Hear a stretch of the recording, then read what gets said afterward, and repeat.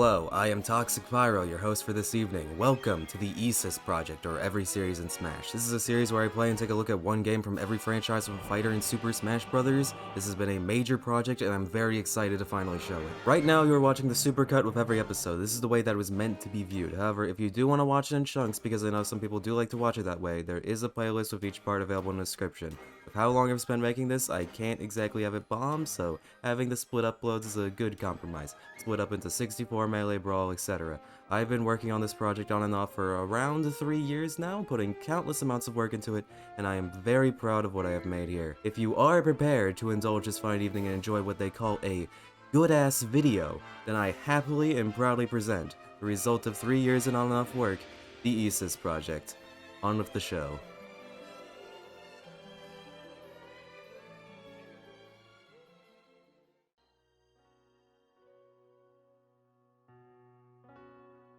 Mario, the king of video games. The game that saved the video game industry in North America, at least. Which one do you even choose? Mario 1, Mario 64, Galaxy, Odyssey, Mario Land 2, Mario Kart, Mario Party, Mario Golf, Mario Strikers? There's a lot of Mario games, and there's usually a high chance that you'll have a great time, but I decided to go with the game that has pretty much the textbook standard for a great game. Super Mario World.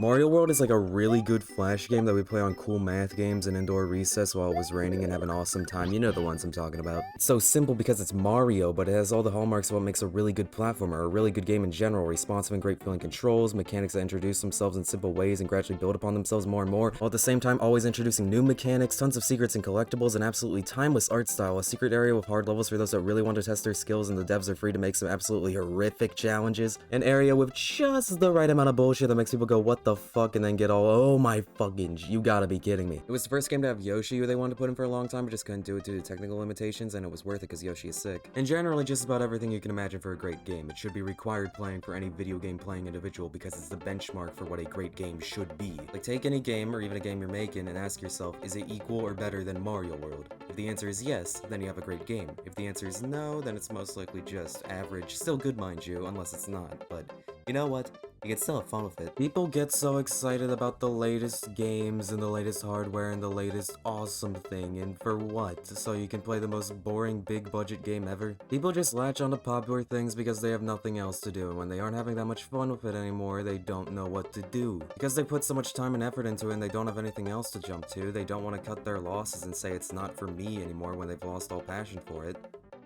I think anyone that still plays Overwatch has some bigger overall problems. Like, dude, chill out. Play some Mario World. You'll have a good time. Creators a lot of the time have big ideas about this is gonna be the best thing ever and then get overwhelmed because they're inexperienced. You can't just start making Red Dead Redemption 2 out the gate. You don't even need to make a Red Dead 2 at all. You can start with something like Flappy Bird and then work your way up to a Tetris 2 and then try making a Mario World. And it's gonna suck every step of the way, making something you don't think is the best, but if you keep going, you will eventually make something that you can be genuinely proud of. And who cares if it doesn't do crazy well or if it has some problems? The only person that has to like it is you, and anyone else that enjoys it is a bonus, so you can have something, look at it, and say that you created it with your own two hands. You're the creator, and you're gonna make what you want to make because it's important to you. Imagine being the guys who made Mario World. You got a new competitor after pretty much going uncontested as the best for like half a decade, and you know, you're not just gonna sit there and let yourself be dethroned without at least trying to fight, and boom, you make a super powerful system for its time, and make a game that's a culmination of all your past works, and it's loaded with so much heart, and it's awesome. And you kick that blue rat down the stairs. That could be you. You could kick that blue rat down the stairs. Or you could be the blue rat, but people still love that blue rat, don't they? Or, you know, maybe the spotlight just isn't gonna happen for someone like you, or you don't want the spotlight, and that's fine. Maybe you're the guy that built the stairs that the blue rat got kicked down, an important part of the equation, but overlooked. And you know, that's fine, because it was a great flight of stairs, really helped sell the impact and the pain of the blue rat when he was falling down them, and you can be proud of your work. Maybe you only created one step of the flight of stairs, and you feel underappreciated that you only did one step and not the whole flight, but you can't just have that one step be missing, then the staircase doesn't work, it's broken, you had a vital part in creating it. And when you move away from that flight of stairs and go back home, you can turn on Super Mario World and have fun enjoying yourself,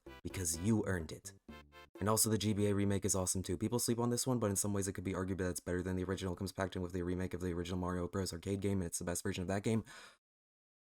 4 stars. Also, yeah, I'll be ranking every game from 1 to 5 stars. I was gonna do a tier list ranking them, but then I realized that was, You know, just a teeny weeny fucking stupid. Stars it is.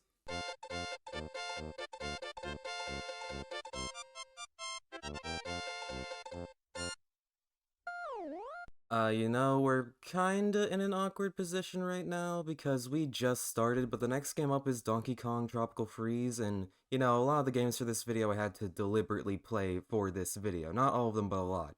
But Donkey Kong, I played this game like 4 times, getting footage for this was a breeze. I first played this game when it came out on my Wii U. Yeah, I was one of those kids. Actually, not even kids, I was that kid. Singular. The one kid with a Wii U. I 100%ed it. It's Donkey Kong. It's fun. I could go and get all the collectibles and whatever again, but I don't need to. I'm having a blast blazing my way through Donkey Kong Land. Every level just has this flow to it. You're jumping and weaving through all the obstacles, and you see a tiny little detail that looks like it's a secret, and guess what? It is. I probably would have gotten 80% of the collectibles if I didn't stop myself. You got one companion, Dixie Kong, and 2 power downs in the form of Diddy and Cranky Kong, and they're both power downs in the fact that they aren't Dixie Kong. Hey gang, this boss, am I right? That's a joke that only Donkey Kong Tropical Freeze players would get. I bet everyone part of the haven't played Donkey Kong Tropical Freeze Rebellion is feeling pretty dumb right now. There was this one door in one of the levels in World 2, and as a kid I always swore that there was a way to get in there. I mean, look at it, it looks so enterable. I probably spent hours trying to get in here. Well, it was actually probably like 10 minutes tops. When you're 8, that feels like hours. You know, I'm sure someone watching this is like 25 or something. I was 8 when this came out. That's crazy, right? You know, I'm with you. The fact that there's people younger than me is crazy. I'm sorry if it feels like I'm not talking about the game that much, but it's just insane to think about how there's people that haven't played this game. It's just like that ingrained into me. It's like when you go to a third world country and you're on the bus and you see people and you're like, wow, poor people exist and are the same as us. Donkey Kong really gets the brain churn, and I swear. This was probably my first hard game, getting my ass kicked by those K levels. This game is just beautiful, man. It makes me feel like I'm in the Donkey Kong world, and the soundtrack is like, god damn, David Wise got possessed by Mozart to write these tracks for the game where he plays an ape. Everything just feels so alive. It's just great. Hey, Adam. Real life friend, Adam. Why do you not like this game? This is a public call out to Adam. You should all bully Adam in the comments for not liking this game. What the fuck is wrong with you? I don't even know what to say beyond this. The game just rocks, and then they ported it as a Switch of this new funky mode vomit, and it's such a boring addition. They really push it too. They even put a reversible cover on the Switch physical version for like no reason. You get to play as Funky Kong, but he's basically just baby easy mode. It's not even fun. How do you make Funky Kong not fun? Fun is literally part of his name. And then they never put this game on sale ever. Crazy how Tropical Freeze is basically the poster child for Switch tax online, and it should be like 20 bucks right now. It should have retailed at 40 at launch also. I wonder how much this price holding shit is gonna affect Nintendo in the long run, you know, if the economic collapse and equity inequality in the US and the rest of the world. Like all that, I'm watching the news and I'm just thinking, man, what's Nintendo's next step in all this? What was I talking about? Oh yeah, Donkey Kong. I've played this game 5 times now, and I'll probably be playing it 5 more times someday. This should be required playing for anyone that wants to make a 2D platformer. 5 stars. Oh, banana.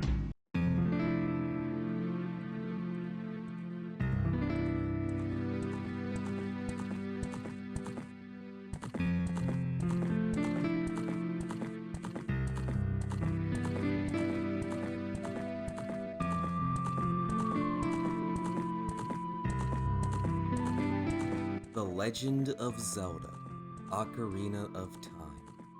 Where do I even begin? No, literally. How do you talk about Ocarina of Time? It's one of the most discussed video games of all time. My 3 go-to games that I say are done to death in the YouTube gaming review space are always Sonic 06, Mario 64, and Ocarina of Time. What possible takeaway could I have on Ocarina of Time that has not been done 1,000 times over? We'll see, but first off, you might notice I'm playing the 3DS Remake. This seems normal, but what if I told you that 3DS capture cards could be classified as an endangered species? There are so few 3DS capture cards that are still in production now. Pretty much as soon as the Switch came out, all of these things stopped getting made. The very, very few that are still offering it, you basically have to mail your 3DS to one dude who will then custom mod your system to work with OBS. Needless to say, it's very hard and expensive to get one of those few precious slots, and if you want to buy secondhand, get ready to shell out nearly $1,000 fucking dollars. That's so fucked up. So, what I did instead is that I hacked my 3DS to dump my games onto 3DS emulator Citra so I can play and capture footage there. Listen, PC has so many great features that consoles lack, and I am forever grateful for the PC gaming community for their endless amounts of contributions to game preservation, user freedom, customer-friendly alternatives, and overall just more games than any console can possibly offer.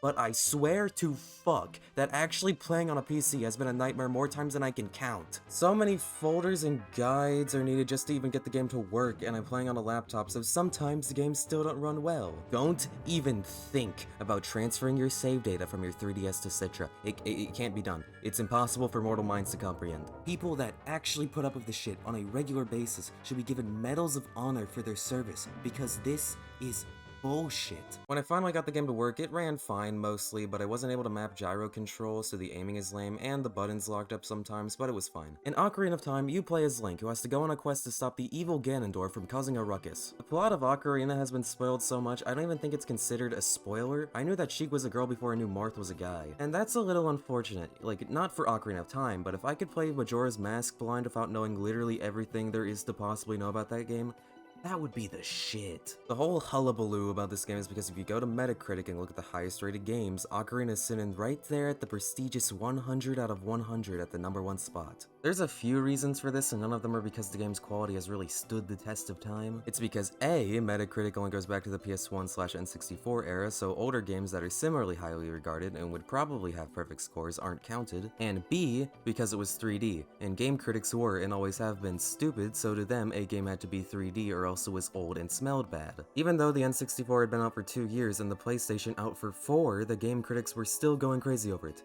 And you know, maybe they were right. The game is still good. It's fun. The story is cool, the characters are really interesting, there's so many side quests and little details for the NPC characters that make you smile, like, aw, the couple is still dancing even after the apocalypse. The Forest Temple theme sounds all weird, like they just asked some guy to make some random noises.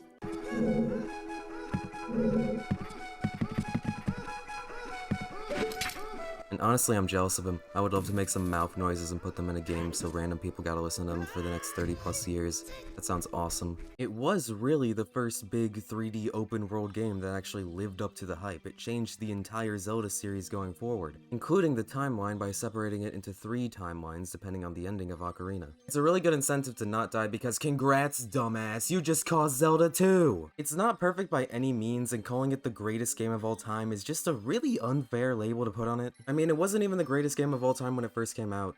Symphony of the Night already came out a year earlier. Anyone will tell you that the water temple sucks and the Z targeting doesn't work half the time and the owl goes all do do do do do do do do, and you gotta look up the guide for the fire temple like 12 times, and Link gets stuck on random collision, and you have 300,000 people online complaining about him on internet forums trying to be contrarian for any attention. And you know what? I don't think you would do any better.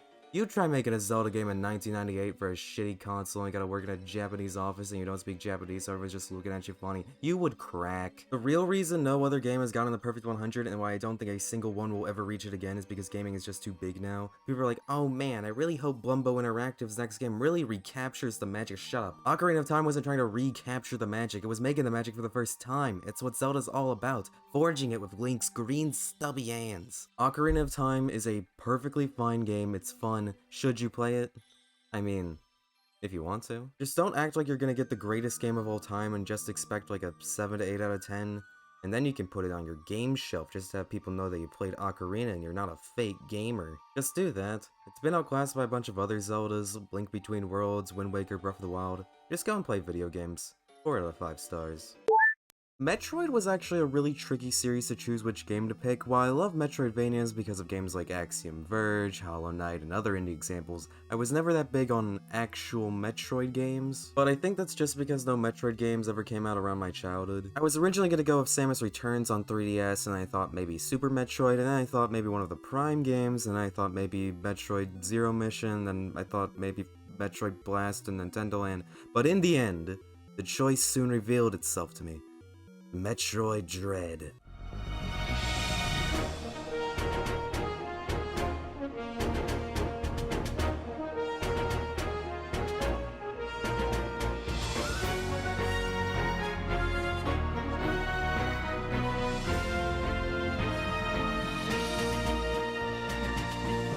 This game is so fucking good. I love Metroidvanias, and one of the main reasons for that is because of how good they're able to take the mechanics and just use them for all they're worth. You have this map, and you're able to polish every single part of it to perfection, from layout-wise, but also having incredible levels of detail. If you want 100%, you're gonna learn this game inside and out. And as the series that invented the genre, Dread delivers. I've played a lot of Metroidvanias, and while these games are super good, they have so much love put into their sprite art and so much care from their small development teams.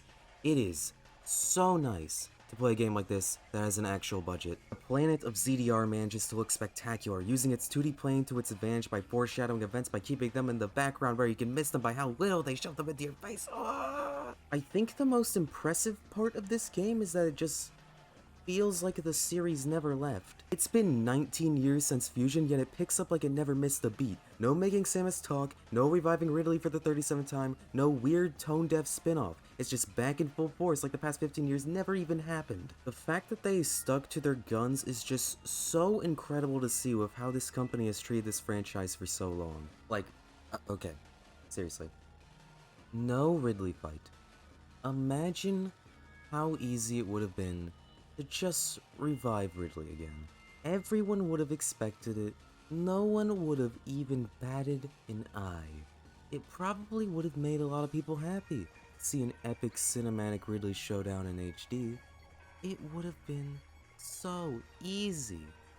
But the fact that Mercury Steam went out of their way to make an original, badass villain and made easily one of my top 10 favorite final boss fights ever, I just can't not respect a decision so ballsy that paid off so well. But then also having new ideas that work so well. Okay, you wanna know something about me? I do not like robots. They scare the fuck out of me, especially when you give them weapons. This is a machine that is specifically designed to kill that can be very easily hacked to do mass amounts of damage in a very short amount of time. And unlike zombies or vampires or whatever, robots are real, or at least will be real. And that terrifies me. So these Emmys hit me a little bit harder. Why did they make the robots so scary? These things are terrifying. The sprawling nature of these densely populated areas is juxtaposed against the Emmy Zone's dreary atmosphere of not a single speck of organic life. Dread at the beginning makes you feel powerless. You're stranded deep underground on a planet in ruins with all your equipment and powers gone, but every single item slightly pushes the scales in your favor. Every new ability gives you a new option, a new way to survive, a new way to thrive, and you are going to earn your way back to the top of the food chain because your name is Samus fucking Aran. Metroid is back! 5 stars.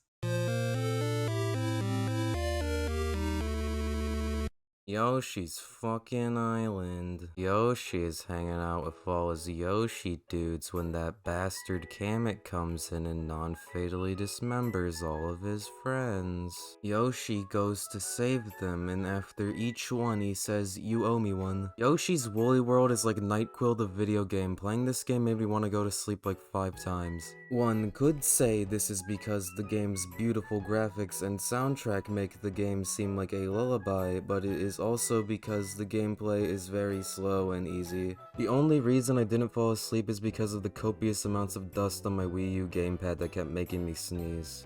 Like I'm not even playing the game right now. I'm just thinking about it. I'm recording audio, and it still make me want to fucking take a nap.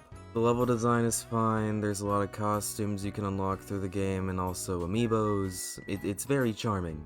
But it also makes me kind of not really want to criticize the game. I mean, it's Yoshi, dude. He's a green dinosaur that eats colorful creatures and turns them into eggs. He's literally more kid-friendly than Kirby. Kirby fights a demon or two every game. Yoshi just sits there and says, "Yoshi," every once in a while. You really want to hear me complain that this game wasn't intellectually stimulating enough for me? Of course not. It's made for actual babies and man-children. I know it's kinda hypocritical for me to dismiss a game as being for babies when I'm talking about Nintendo games, but like, this is a step above. Yoshi is a lovable little dude. I've just never been a big fan of his games. He's cool in Mario Party. I don't really like him in Ultimate, but come on, he's a funny dude. Yoshi's Island on the SNES is like a masterpiece or something. I'll take their word for it. I don't hate Woolly World, I'm just not in its demographic. The game's perfectly fine, I just want to make that clear. It's fine. It's actually one of the better Yoshi games because this thing exists. I just don't care that much. I played it in 2016 and liked it enough. I never beat it, but that's just how it be sometimes. And judging by the script I wrote in 2019, I apparently never had anything that crazy to say about this game. 3 stars. It's fine. Kirby is a funny little circle. Everyone loves Kirby. Kirby Superstar is the game where Kirby went from, yes, pretty good to, ooh, that's a good game. Spring Breeze, a remake of Kirby's Dream Land on the Game Boy. Dynablade, where Kirby fights a bird. Gourmet Race, where Kirby races King Dedede in 3 obstacle courses while having a moment from how fucking good this song is, oh my god. The Great Cave Offensive, which is a big Metroidvania style map where you go and collect treasure. Meta Knight's Revenge, where you fight Meta Knight while jamming out to a composer just having the time of their life. And Milky Way, which is where Kirby fights Marks. All of these modes have slightly different gameplay differences that make them unique, but they also have presentation. Spring Breeze is treated as a fun, happy Kirby adventure. Dynablade is pretty much the same until it gets serious when you fight Dynablade herself. Great Cave Offensive is an Indiana Jones style adventure, and Meta Knight's Revenge is this action-packed rush to victory of the staff relaying the damage of your attacks in real time, and the composer's just going off. Johnny Ishikawa, you don't need to go this raw. This is a game about a circle. In 10 years, you'll understand. Superstar was the beginning of real Kirby games. It's got all the copy abilities that became series staples, and it has this strange tone where it looks goofy and is goofy, but it knows when to get serious so that you can recognize that Kirby is a menace. Is it the best Kirby game? No, that's Robobot. I wanted to play Robobot, but it ran like this. But it is the most important Kirby game. It's just a classic. It's got so much creativity, passion, a soundtrack to rock the heavens, and was the last mainline Kirby game directed by Sakurai himself. He still worked on a few after, but they were either him not touching the game and just voicing Dedede, or remakes, or he was just labeled as a special advisor, where I assume he just makes sure Kirby is in the right shape or something. He did do Kirby Air Ride, but after that he was done, and what a way to go out. Superstar is a true good video game. You're never gonna not enjoy it. It's packed with so much content because they loved making it and they wanted you to enjoy playing it. Why else would they put in dueling minigames and Megaton Punch other than for you to have fun? 4.5 stars. Yeah! Star Fox, a series that's been on life support for the past forever. Being a smash hit on the SNES and N64 and then kinda not knowing what to do for the next bit before deciding just not to make games anymore. Until 2016 when this absolute mess of a console was in dire need of a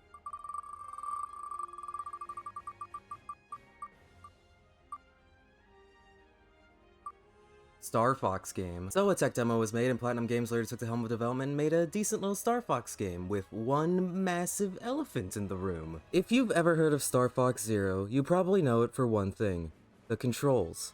They are awful. Borderline unusable. On your TV, you have a normal view for a Star Fox game, but on the bottom screen, you see not only your worst fear, you see the cockpit view and the fucking gyro aiming to shoot at enemies. That reticle on the TV, that's not gonna cut it. You need to use the gyro to get an actual shot. This is not an optional control scheme. This is required, and it is so fucking gimmicky. This doesn't feel like a video game. I feel like I'm at an amusement park and I just spent way too much money on some novelty ride that goes on for 5 minutes. Okay, now I will say, I do think I was missing something when I played this game at launch, because when I played the game at that time, I played it in my living room on a TV very far away. This is how a lot of people play video games, especially on the Wii and Wii U, because of all the, oh, make sure you have plenty of space, motion control stuff. Now this time I played it in my room, on a TV, on my desk, and it was much closer this time. I was much closer to the screen. This felt a lot better. Not perfect, it's still clunky, but a lot more playable. If this game was on the 3DS, it probably would have been liked a lot more. Star Fox 64 3D is already on there and it works just fine. Star Fox Command was on the original DS and that worked fine too. It's just you put this on a device where the two screens aren't connected and have the opportunity to be meters apart from each other.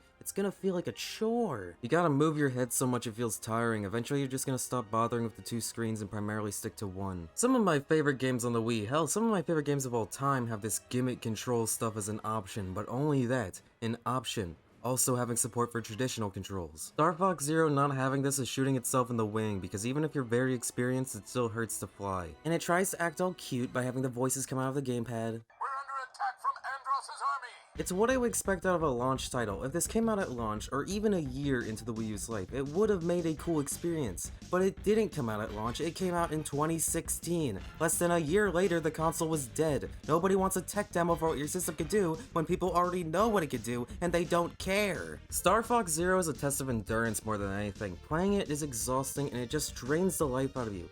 And you know, the most insulting part is that the game here is fine. The graphics are great, the level design is fantastic when it's not shoving gimmicks in your face, the soundtrack is good, and at times, it does capture that feeling of being in an epic space battle. If you could play it with a normal controller, it probably would have reviewed well, sold decently. Would it have been as good as Star Fox 64? Probably not, and it doesn't push the series in a new direction to at least be interesting like Star Fox Adventures or Assault, but it would have been a pretty good success and possibly ignite interest in more Star Fox games. But no, we're stuck with this garbage. You can't just take a good game and make it worse by creating a problem in it and selling me a solution in the same game. You need to make an original game like the actual Wii U launch titles did, and like Star Fox Guard did. It's a charming little tower defense game that was bundled in with Zero at launch, and it actually gives me a positive impression of the Wii U, even if it gets repetitive after 10 minutes. Star Fox Zero gets 1.5 stars, just go sit down. Pokemon is a series that I have completely fallen off with. I liked it when I was 10, and then I grew out of it. Oops. And I don't mean this in an, oh, I'm so mature, I don't even want to play baby games like Pokemon. No, I just mean I actually lost all interest. My first game was X and Y, and I loved that, and then I played Omega Ruby and I loved that even more. And then Sun and Moon, and fun fact, my copy was actually glitching the fuck out, and it took 3 minutes to load the inside of a house, so of course I didn't like it. Skipped Ultra Sun, but I did play Let's Go, and was filled with an overwhelming sense of boredom. I stopped after the 4th gym. Skipped Gen 8 because there was a massive load of complaints surrounding Sword and Shield, and I also just didn't feel like getting burned for a 3rd time in a row. Maybe I'll try Gen 9 since those trailers for it actually seem pretty good, I don't know yet, but for this video I played Omega Ruby again, or at least tried to.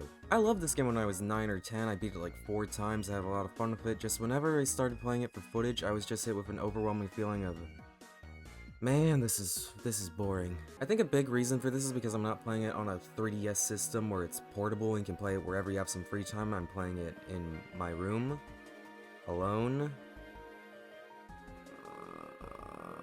The environment you're playing a game in absolutely changes the mood, and that's something emulation can't always fix. I wish the new Pokemon games would be good again. I'm happy for people that can still enjoy Pokemon. All the power to you for enjoying a series like it'd be stupid for me to say that you can't enjoy Pokemon. It's a good game, but it's lost its magic for me. I do still love many things about Pokemon. The designs I can always respect. Here's my favorite Pokemon of each type. I like all these little dudes. I like all the little secrets that are in these games that serve absolutely no purpose, like, do you guys remember this? Why the fuck did they put this ghost girl in X and Y and not follow it up anywhere in the game besides to fuck with some kids?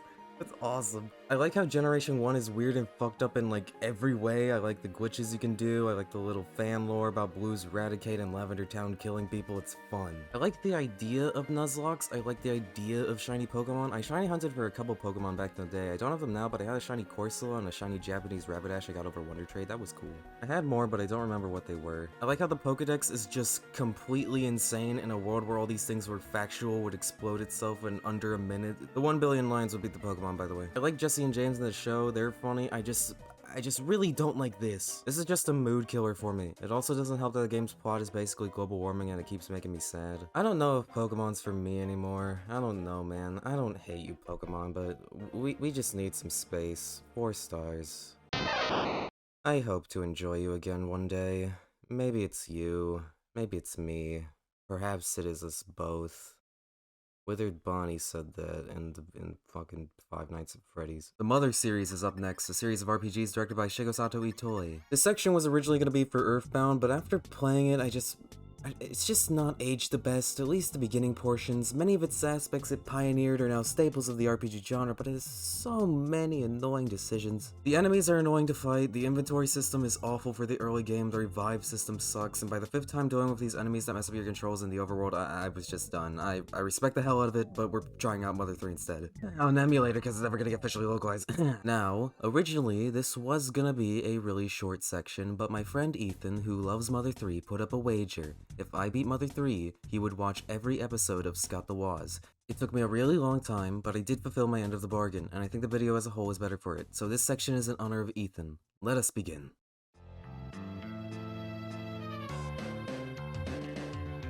Mother 3 and Earthbound are very important games. Earthbound is always a franchise that is name-dropped, but I don't think people really understand how influential it really is. I mean, I certainly forgot. Mother 3 was absolutely ahead of its time, but it's also behind the times in ways that are just painful to watch it slip on. Mother 3's art style still holds up today, so much that if it was in 16:9, it could be released today by some indie developer and nobody would bat an eye. I don't know if that's just because indie retro art style trends, but the game still looks really pleasing. The characters are funny to talk to. This is one of the few games I can say I've laughed out loud from just reading text. And most of the other games I can say that about were inspired by this series. The story is much darker than you would anticipate from the little Mother 3 references they put in Smash, but that's absolutely not a bad thing. If anything, I think it made the darker moments hit that much more. Mother 3 knows how to play its hand correctly to get me from laughing to almost crying in a matter of minutes. Exploring themes of lost loved ones, capitalism, exploitation of labor, greed, artificial happiness, animal abuse, and more. It's sad, but it's not just throwing out themes for the sake of it, it's genuine. And the fact that I gotta go and download an emulator and a fan translation patch kind of weirdly adds to this game. Like I'm playing the story that Nintendo wants to forget about. That's not exactly true, obviously, but it can feel like it. It's interesting to look at the differences from Earthbound to Mother 3, where in Earthbound the game is very happy-go-lucky and then Gyges shows up at the very end, while Mother 3 it stays happy but the messed up world keeps butting in. Like, you keep trying to see the bright side of things, but it keeps getting worse and worse. Any game that can go from a bad drug trip or hallucinations of your friends and family tell you how much you've ruined their lives to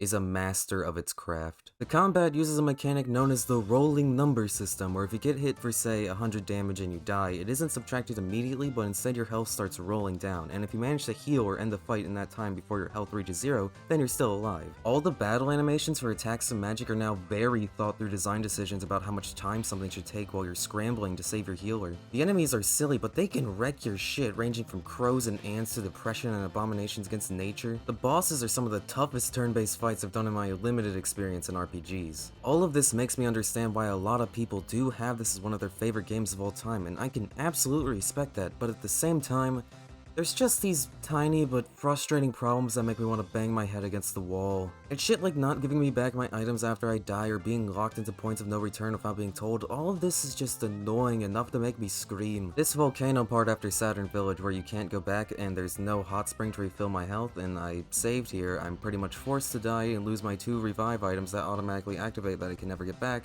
I was so frustrated with this I almost dropped the game entirely. The only reason I didn't is because I cheated. That's right, this is the only game in the series that I used bona fide hacks to beat. Nothing crazy, just setting my level high, first to level 40 and then at level 65.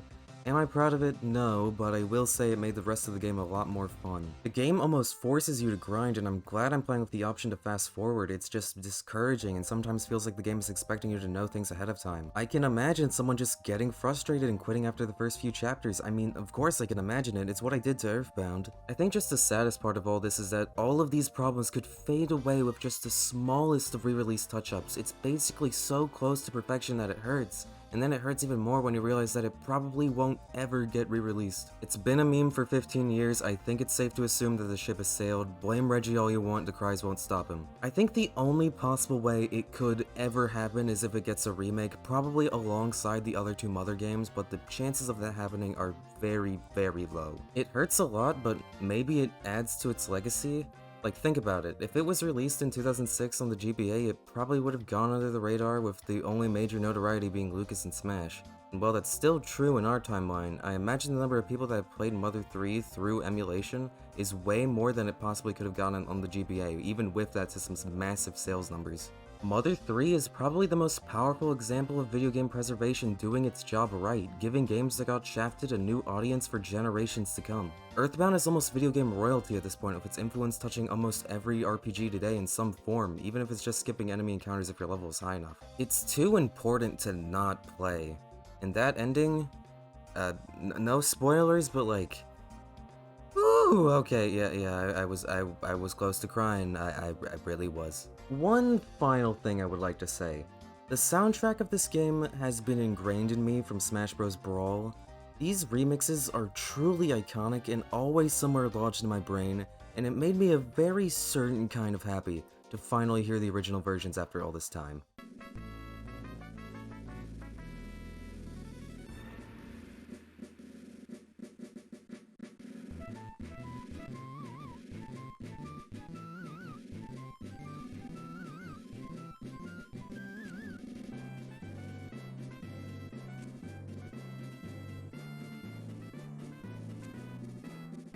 4 stars.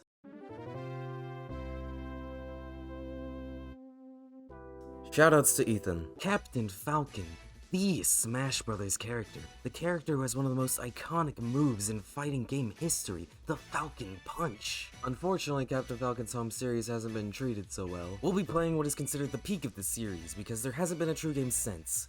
F-Zero GX. I would like to apologize real quick before we start, because the footage here might be a bit choppy because my computer is a potato and cannot run F-Zero GX at a normal, steady frame rate. It will go down to sometimes 30 when it should be at 60 and maybe sometimes 20.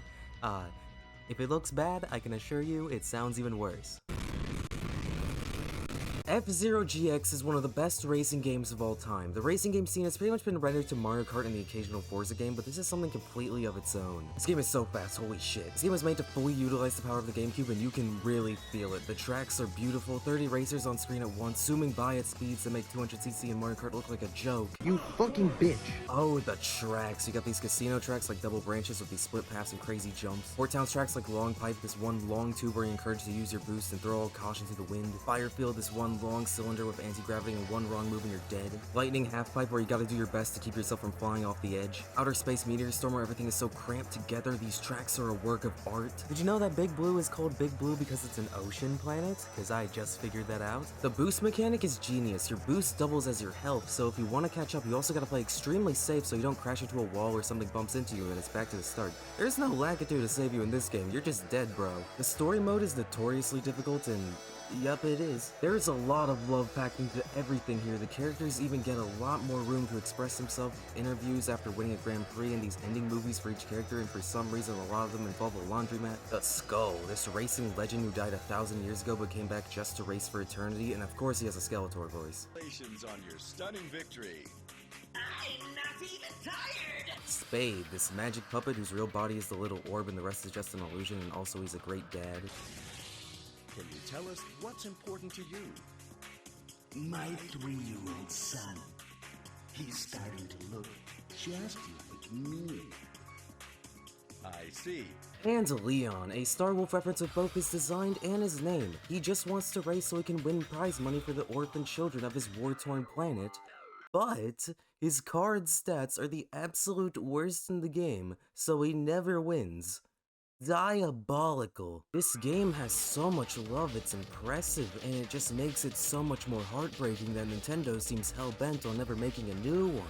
This game is great, but there's obviously a lot that can be improved. Add online play, make the option to have the full 30 racers in split-screen co-op, fix the grinding that it takes to unlock racers and chapters of the story mode. It's insanity. They said they just thought there was nowhere left for the franchise to go, but looking at the possibilities, it just seems mind-boggling to look at the concept of racing at insane speeds in a galactic sci-fi setting and say, there's nothing more we can do. F-Zero GX is a damn good game and deserves all the love that it gets. I truly hope that one day we get a new F-Zero because this game is older than me. 5 stars.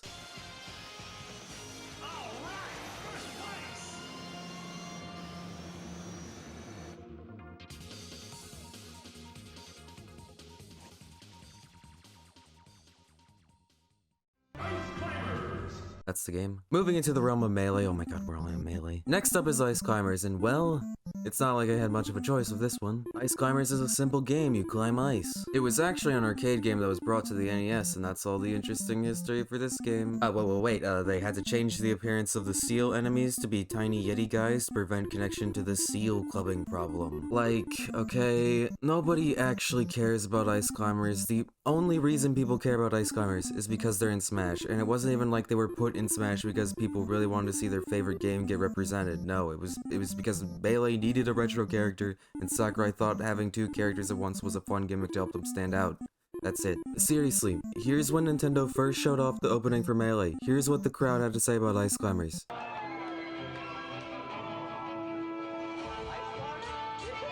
One guy was like, oh nice. He was probably getting more dopamine from the fact that he recognized the reference than being happy for the Ice Climbers. The reason why it keeps getting re-released is because of Smash. Without it, it would probably be alongside the other forgotten games like Cuckoo Land or Urban Champion. I, like most people on the planet, have a problem with the physics. They don't feel good. I noticed that during the arcade days, they had a hard time getting jumping down, whether it was a product of technical limitations or they just didn't know what a fluid feeling jump in a game should feel like yet. I don't know, but I guess they didn't want to fix it for the console release. I don't think people even know that there's an end to this game. It's level 30, but I would be shocked if someone managed to get all the way there without using level select. It's just not fun to play. There's 2-player, but that requires 2 people deciding to play Ice Climbers. You know, I think this is actually a testament to the Smash team more than anything else. It's not every day that you're tasked to take something so simple and try to squeeze out any last bit of representation from it. Like the Ice Climbers theme remixes in Melee and Brawl are some of the most standout songs in those games. The Summit is one of the best stages, and Puppo and Nana are forever stitched into the minds of the community because whenever you see someone pick them, you know you're about to play against someone who knows something you don't. All of this from a game that feels just a slight above an Atari game. Good on ya, Smash team.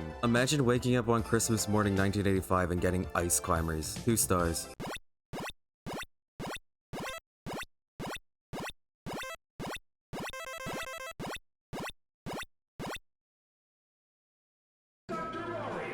That's the game. Playing the NES one because let's be honest, these are all the same game. It's not like Tetris where there are a multitude of different games with their own theming and slight gameplay tweaks. Nah, these are all identical. But I can't really fault them because the game is good. Lining up the pills, knocking the viruses, getting them points. It's all satisfying and its gameplay is still not aged a day. And I guess it's harder to make themes for Dr. Mario because Tetris, that's just blocks and a void. This has to stay Doctor themed and in the Mario universe, I guess. I like cranking it up to level 20 sometimes and just trying to win. I usually don't, but it's fun. Like, I mean, isn't this what it's all about? Playing some good-ass video games. It's good shit, and it gave us not 1, but 2 banging tracks. You can't get mad at Dr. Mario. What else are you gonna get mad about? The existential dread? Dog, that's just a feature of the universe. What are you gonna do about it? Go to therapy? You're gonna need someone with a doctorate for that. You know, this NSO thing comes with some special versions of the game that are usually just save states or versions of cheat codes enabled. And for Dr. Mario, you get a save state of just before beating level 20 on high speed, revealing that the viruses were actually aliens.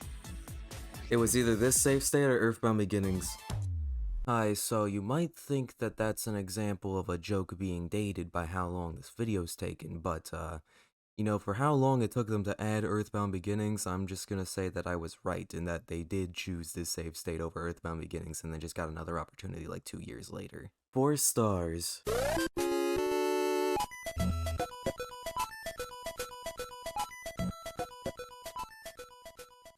Okay, let's knock out 7 characters. Fire Emblem is a series that is extensively tied to Smash. Martha and Roy's inclusion in Melee later allowed the series to come outside of Japan, and then Nintendo thought the only way the series to be profitable was to add more characters until we were cursed with Corrin. Most problems facing the human race can be traced back to Corrin being added to Smash. But let's not start on that and instead talk about the game, and with all these characters, I chose the one that doesn't have any of them. Hey, I wrote that part, and then, literally, the next day, Byleth got in Smash.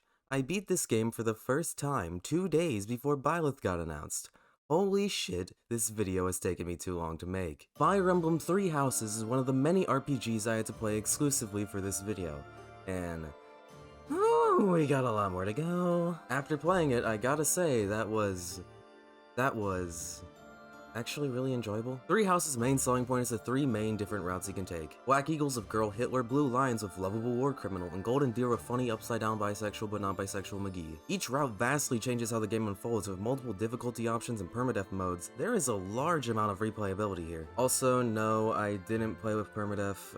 I know it's the intended way to play, and over-casualization is a really annoying thing to happen with series that you love, and I really feel for the original fans that think the series is going downhill, but like, bro, I got shit to do. My first playthrough, I went Black Eagles and hated Edelgard so much that I went down the church route. I did a second playthrough for fun going Blue Lions, but I never finished it. And for the playthrough I recorded, I attempted a 24-hour live stream that failed because my brother gets up at 2 AM and showers while listening to Vanos Gaming on his phone at max volume.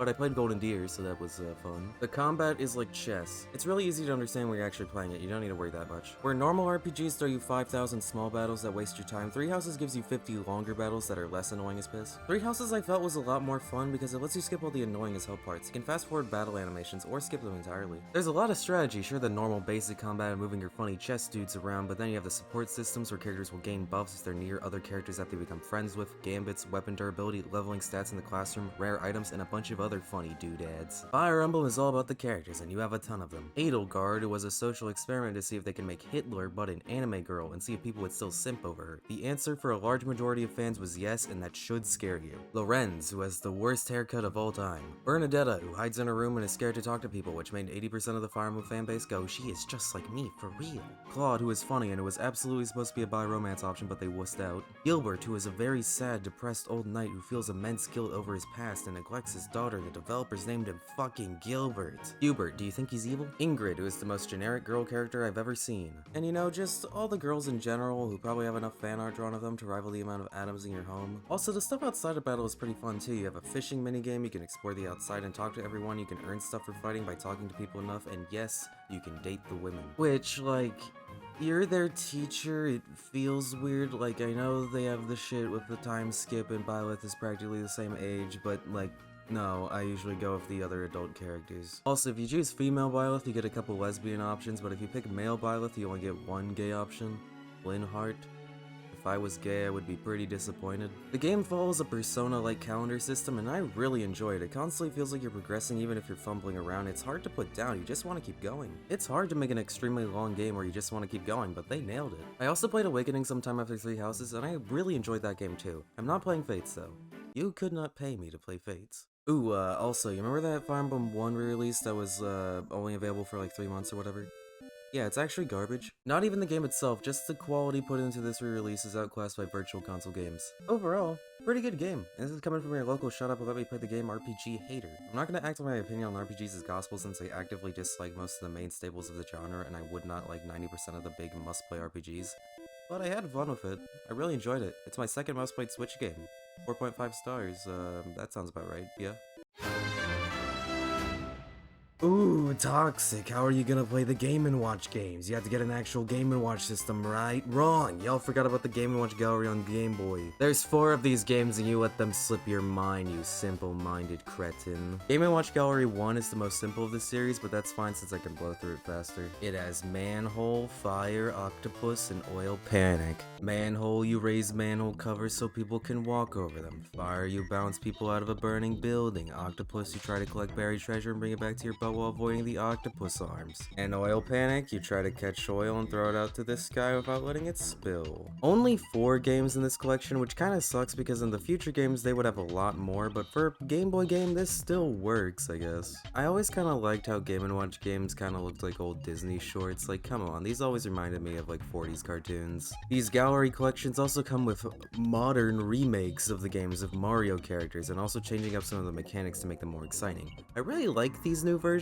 but I can't help but think they do the originals a little dirty. Like, the gap between this and this is pretty jarring. These also give the Game & Watch franchise music, which I gotta wonder why these tracks were never remixed for Smash. It was probably to give Flat Zone and Mr. Game & Watch that sort of otherworldly vibe that make him stand out that much more, even in Ultimate with all the other characters, and honestly, I really love how they treat Mr. Game & Watch, but it makes these collections just that little bit more forgotten. But then again, the Flat Zone themes are certified bangers and should be entered into the Library of Congress, so win some, you lose some. All of these games are really great collections, and I wish that we could maybe get a Game & Watch Ultimate Gallery collection or something with remakes of every Game & Watch game, but I guess they can't afford the rights to Snoopy Tennis anymore. Pick these up if you ever get the chance. They are incredibly good and make me say, damn, now that is an underappreciated video game. 4 stars.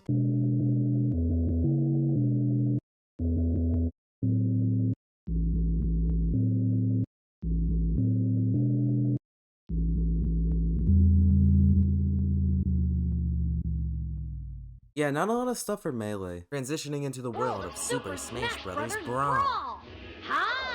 Next up, we got a Kid Icarus game, and I really wanted to play Kid Icarus Uprising. I really did, but it's on the 3DS, which I cannot capture footage of, and when I tried to emulate it using Citra, it looked like this.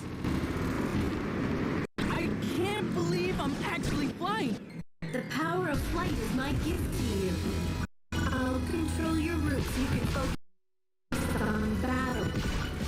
only maintain this power for 5 minutes at a time. This is not playable. So, we're playing Kid Icarus 3D Classics. For those that don't know, 3D Classics was a very short-lived series of remakes of NES games on the 3DS. This is pretty much the definitive version of Kid Icarus because it has backgrounds and saving and generally better controls.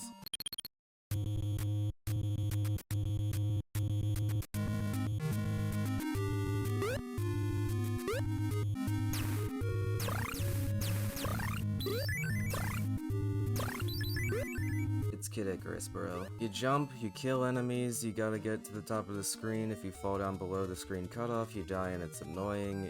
It's just okay. The mechanics are really strange, the rules aren't really explained to you. You'll never have enough money for whatever the shop items are. But it is a little bit of fun when you get past the first boss. Kid Icarus does this weird thing where most video games get harder as they progress, but here the first world is the hardest and gets easier as it goes on because you are climbing out of hell, so there's less stuff that hurts you as you're getting closer to heaven. If you actually do get past the first two worlds, the game gets pretty enjoyable. I'm about to pass out, but at least I'm entertained. The backgrounds are very pretty, and the music is satisfying to my Brawl player brain who has never heard the original of these tracks.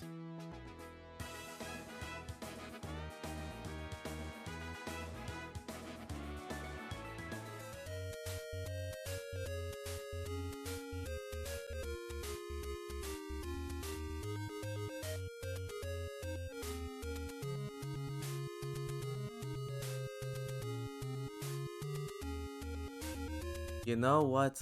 It's good. The game's fun. Yeah, I said it. I'm enjoying a video game that is not usually typically seen as being good. Are you gonna beat it? No, I'm not gonna beat it. Get this game before the eShop gets taken down. This is good shit. Now, does it make up for not being able to play Uprising, which is regarded as many as being one of the best games ever made? No. I'll play it one day, but unfortunately I'm hindered by the technology of my time. For it I yearn.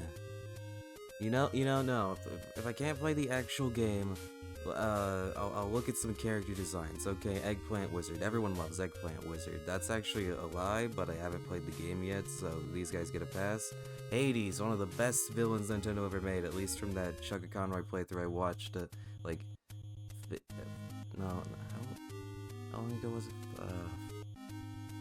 Fuck, how long ago was it? Shit. Magnus, look at this dude, he's got a big ass sword. Holy shit, he's 6'7". Yeah, this dude can fight Greek gods. Faridi, classic character, is voiced by the same actor as Princess Bubblegum in Adventure Time. I am going to pass out. Kid Icarus Uprising... Kid Icarus 3D Classics gets a 4 out of 5. Just a great, solid remake that brings out the best of the original. Play it can't hurt. Warioware, what a fantastic series. You play 5-second long micro games and try to last as long as possible. It's pure chaos of changing art styles, music, and it gets really, really fast. If you've never played Warioware before, you are missing out, bro. And buddy, I got the best game you can jump in with, Warioware Gold, the definitive Warioware experience. It's got a majority of the micro games from all the previous games, and like, I don't think you people who haven't played this game understand just how fun this gets. It just gets so fast eventually. This is how fast it is on 56. Well done.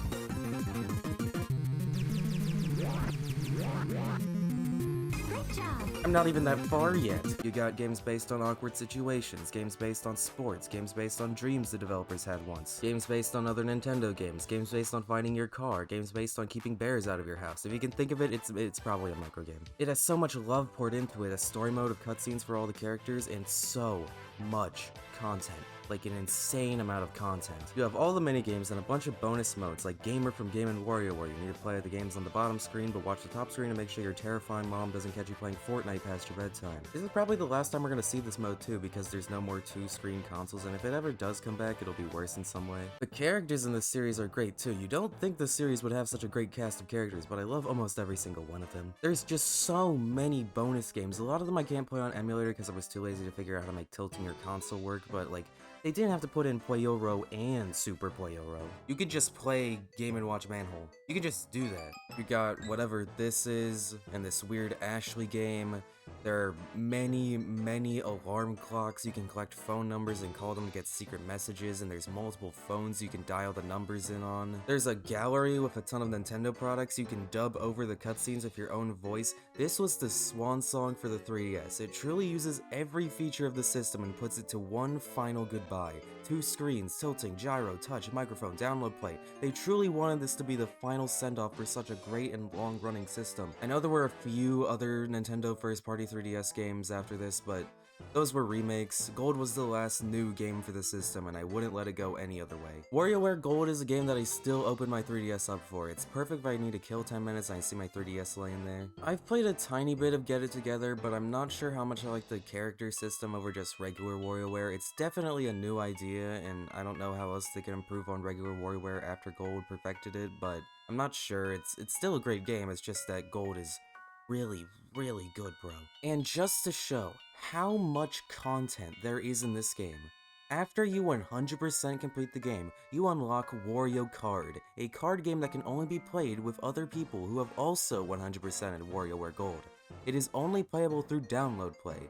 The amount of times that this has been played by real humans is probably countable on 2 hands. What a gift we have here, where they would make something because they knew someone out there would care. I salute you, WarioWare Gold. 5 stars.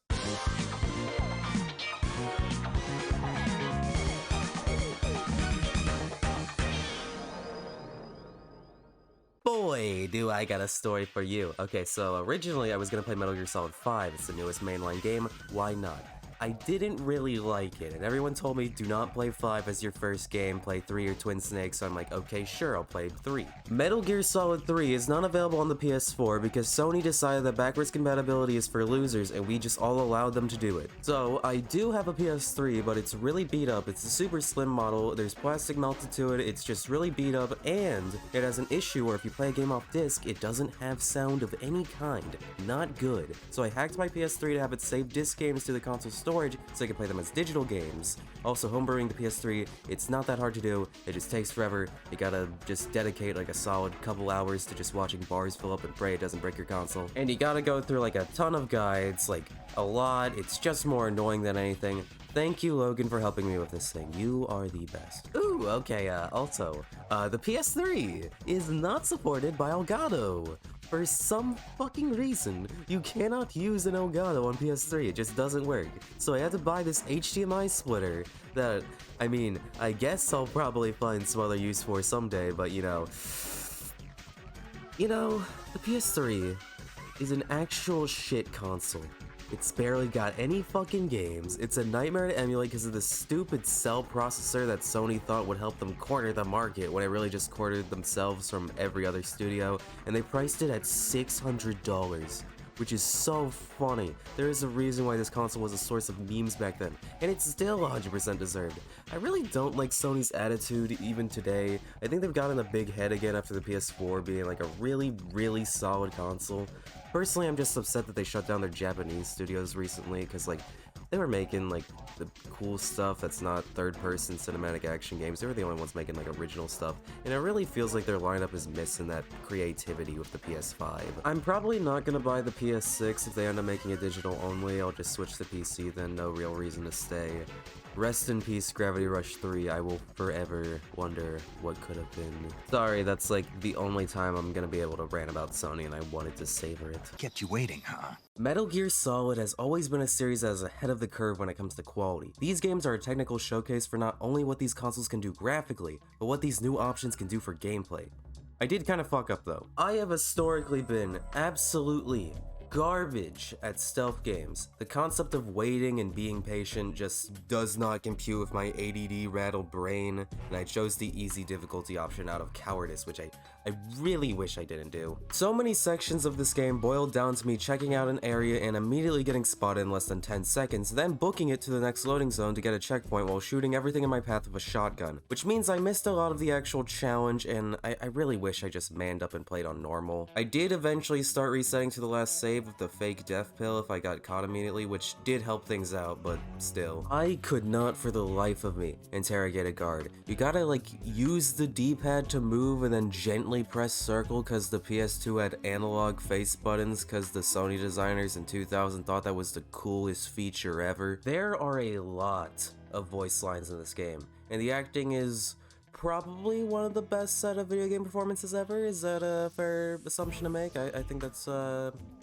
pretty good, yeah. David Hayter as Snake is one of the most iconic video game voices ever. Paramedic, I found a snake and I'm gonna eat it like the title of the game. This joke has never been made by any being living or dead. That's cool, Snake. Have you ever seen Max Mon Amour, a real movie where a man's wife gets into a romantic and sexual relation with a monkey, an actual chimpanzee, and it's played for a serious drama? This is a real movie. It was made in 1986 in France and directed by a Japanese guy. They were sitting there thinking, you know, how many voice lines can be shoved into a PS2 disc? The answer was a lot. This game has 3.5 hours of story cutscenes and has way more optional dialogue from people you can call and patrolling guards. This game was made for you to carefully take your time through each area and study the movements of enemies and carefully craft the perfect route, and I did not do any of that. They got a whole cutscene of Snake eating a snake. You can put an adult magazine on the ground for guards to find and look at. You can use the directional mic to do something. I didn't use it at all. You can get food poisoning if you don't eat wild animals you've killed fast enough and then you throw up. Your stomach growls if you haven't eaten anything in a long time, and it can alert guards to your position.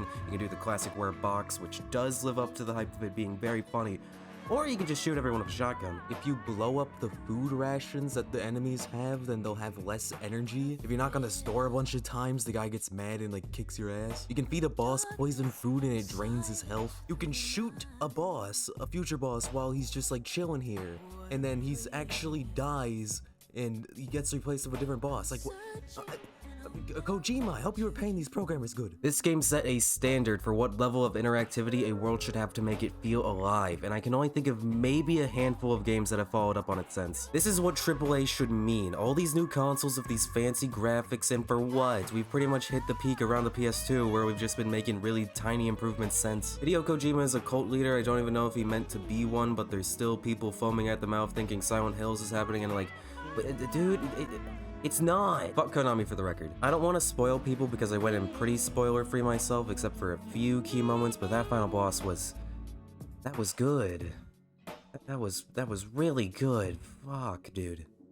And the scene after it really made me smile. You'll know the one if you played the game. And the main theme, Snake Eater. It's that wonder is kind of cheesy where you can't really tell if it's good or stupid, but it grows on you. It's not one of the must plays, but it's a must play. Just one must though. 4 stars because I shot myself in the foot playing it on easy and also had to go through a ton of hassle to play it. I fucking hate you, PS3. Excellent, Snake. Hey, so you know what I said about having to get this special cable just for PS3 games and how it was a major pain in the ass? Well, I kinda wanna get a little bit more use out of it. I was originally gonna do Sonic Mania because that's my favorite Sonic game, but I think there may be another contender for that spot, and it was also my first. Generations. Sonic Generations is like that weird uncle that always gets you the worst joke presents, but then one year he actually gets you something really nice. Sonic is a franchise constantly in turmoil. Telling people your opinion on a mixed Sonic game has a higher chance of them calling you an insult than if you told them who you voted for. Sonic's fan base is one of the weirdest, widest spreading, borderline terrifying, what do I even call them? Communities? Zeitgeist? Cultures? Whatever it is, it's incredibly dedicated, and it's spearheaded by people that make either really good decisions or the worst decisions ever, and is way, way bigger than the size of the average human mother. You, the viewer, right now, I want you to Google your first name, followed by the Hedgehog. I'm serious. Do this right now. I'm not even the first to discover this. This is a real thing. For me, I get Carter the Hedgehog, and here it is. And this. Anyway, you don't need me to explain Sonic to you. You already know, and I could never do it justice. So you get into Sonic Generations, and you're having a damn good time. You just go. You go fast. Generations hits that spot of the levels letting you reach that brain-melting speed. You have speed, but you also have control. There's so many shortcuts you can hit if you know how to get to them and can pull off the tricks correctly. You feel like the hottest shit on the planet when you get on these side rails in Chemical Plant and not die. The plot is that Eggman is going around time and space and capturing all the other Sonic dudes, so all the stages are ripped from the past games, but remixed and given new life. Sometimes they expand on the iconography or important set pieces like in Sky Sanctuary. It looks so beautiful and you drift on the glass panels.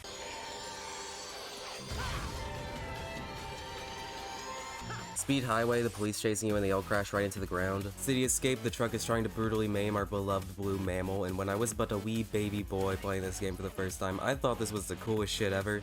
And you know what? I was right. It is cool. And then you fight Metal Sonic and get that sweet, sweet Sonic CD Bad Future track. Oh my god.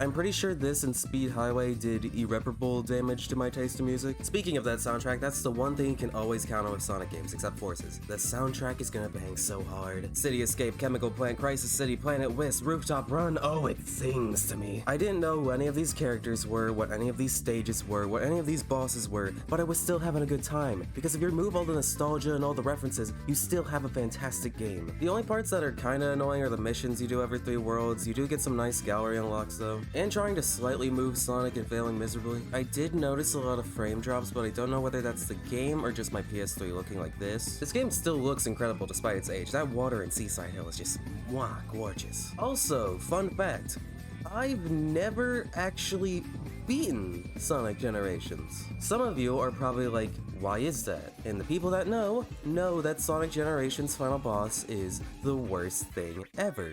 It's horrid. It's like 10 minutes long and super tedious, and I've never finished it. I have no desire to finish it even for this video. I didn't even get footage of it. Every time I replay Generations, I stop at Planet Wisp. I could stop at Extra, but in my heart, I beat Planet Wisp, and I feel content. I'm perfectly fine with that. I mean, can you imagine? Imagine holding on to a piece of media and choosing to indulge in what you most certainly know will disappoint you and leave you feeling completely unfulfilled just because it gave you some joy in the past and you feel obligated to stick it out. Imagine having stakes in that discussion, that you need to enjoy the rest of it, knowing that at best it's a coin toss and at worst a shoo-in that you won't enjoy what the future has to hold. Wouldn't that just be wacky? Sonic Generations gets a 4.5 out of 5 because nostalgia, and I think giving it a higher score than Metal Gear 3 is really funny. Pikmin time! I've always loved Pikmin. I've never met anyone who hates Pikmin. It's just such a fun series that is praised but never does too well in sales, and I think that's just because it's a little intimidating with the 30-day time limit thing. Even though it's really only in the first game, it just still puts a lot of people off and under pressure. But once you get into it, it just becomes really fun, like roller coasters. You see it and you're like, I'm not getting on that thing, I'm gonna die, and then you get on it and you immediately get back in line to do it again. For a lot of these series, I have to go out of my way to buy a game to play it, to review it, but with Pikmin, bro, I already got all 3. With all these options, I think I'll go with the one that I can go back to time and time again. Pikmin 3 Deluxe. To get footage for the video, this was my 5th playthrough, so I think I already know what my thoughts are. Pikmin 3 stars Alph, Charlie, and Brittany as they search the galaxy for plants of organic food they can eat. As they pass by a planet that's totally non-Earth, their spaceship malfunctions and they're sent crashing down below. As you start off, you meet the game's namesake, Pikmin. There's red, yellow, blue, rock, and winged. Each of them have a specialized purpose. Red are fire resistant, yellow are electric and can be thrown farther, blue can swim, winged can fly, and rock can smash glass. All of them you must use to safely gather your team and find fruit. This game doesn't have a day limit, but there is sorta a limit with your fruit supply, but you really gotta be trying to lose in order to run out. I don't think I've ever seen what happens when you run out. Pikmin 3 is a short game. I can beat it in around 4 to 5 hours, but it's a 4 to 5 hour journey that you can come back to anytime. It's fun to just go in, see how little Pikmin you can kill, how many days you can beat the game in. It's the process of routing, learning, discovery, and then heartbreak. You can restart from pretty much any point, so this isn't really a Herculean task. It's just something you gotta practice, and when you finally get that 0-death run, it's glorious. The world is just so charming, it's so pretty and filled with detail and life, and then it just gets a bit disturbing when you're dragging the corpse of your enemy back to your base, or when someone sees these enemies slaughter your precious troops. Sometimes you cry over a lost Pikmin, and then sometimes you lose like 50 and just say dang it in response. The main campaign is great, but then there's also a bunch of side modes. You got mission modes with special maps, bingo battle versus, which I played against my opponent in a smash bracket for game 3, true story. Unfortunately the stream was lost, and that hurts me more than anything. And in Deluxe, Olimar's assignments. I think some people have the idea that Olimar is like a little happy-go-lucky goober kid that hangs out with all his little Pikmin friends because of how Smash portrays him. Pretty much no personality, not even having his voice, but no. Do not be mistaken, Olimar is a canonical Giga Chad. 네, 업무수보 캡틴 오리마.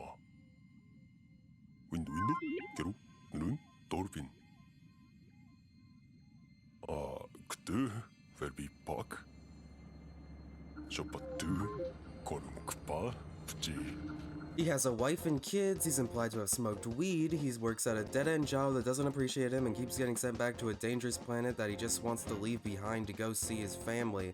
Olimar is the everyday blue-collar worker that goes through hell to provide a good life for his kids. He is the one that every good-hearted person on this planet should strive to be.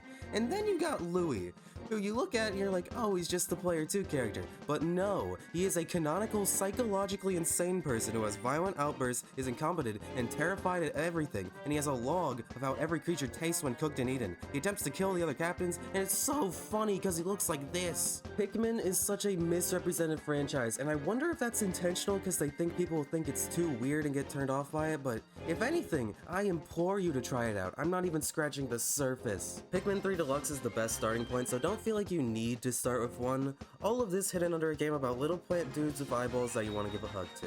It was a delightful break to come back to this game for this video. 5 stars.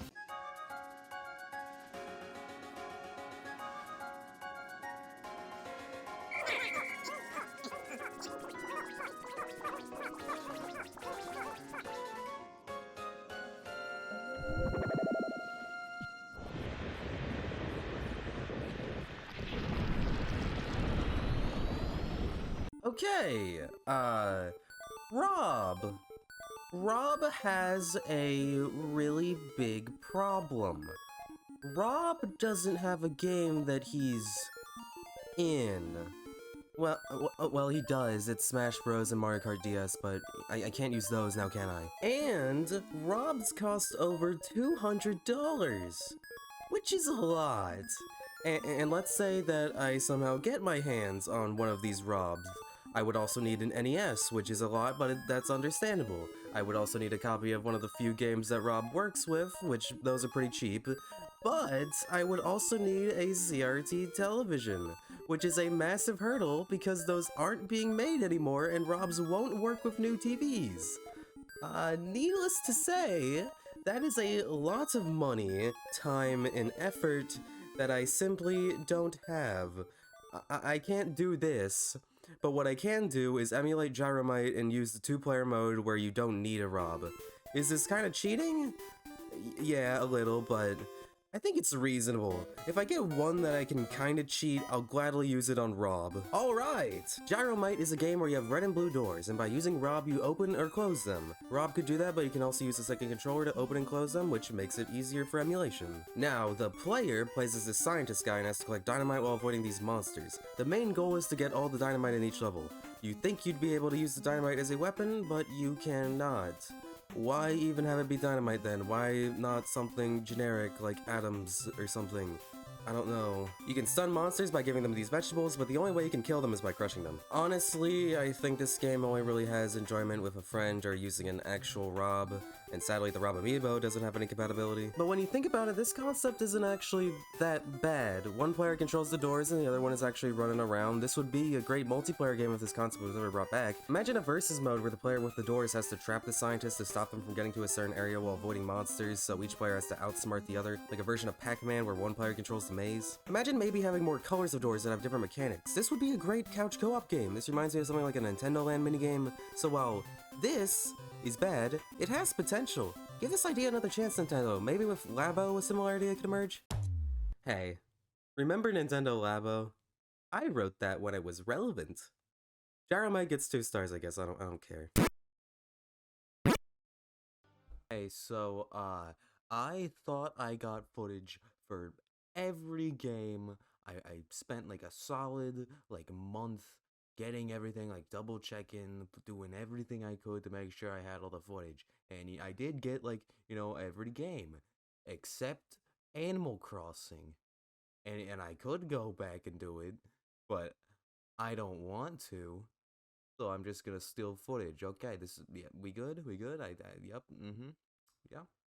Alright, yeah, good. Welcome to Smash 4. Things are gonna start getting weird. For Animal Crossing, we'll be going with New Leaf on 3DS. Animal Crossing is a very simple and calming game. You arrive in a randomized town and from there you simply just run around and live life here.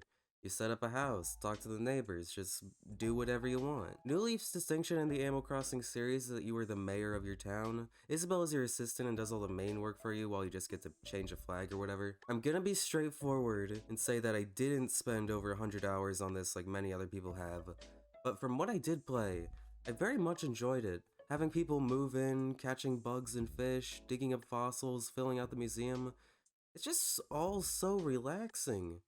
Making sure your town is all nice and pretty, changing things to your liking, it's just really nice. I played this game every day for around a month, I think, and the content started getting a little bit repetitive around then. I didn't spend hundreds of hours doing every single thing, but I could definitely see why others would.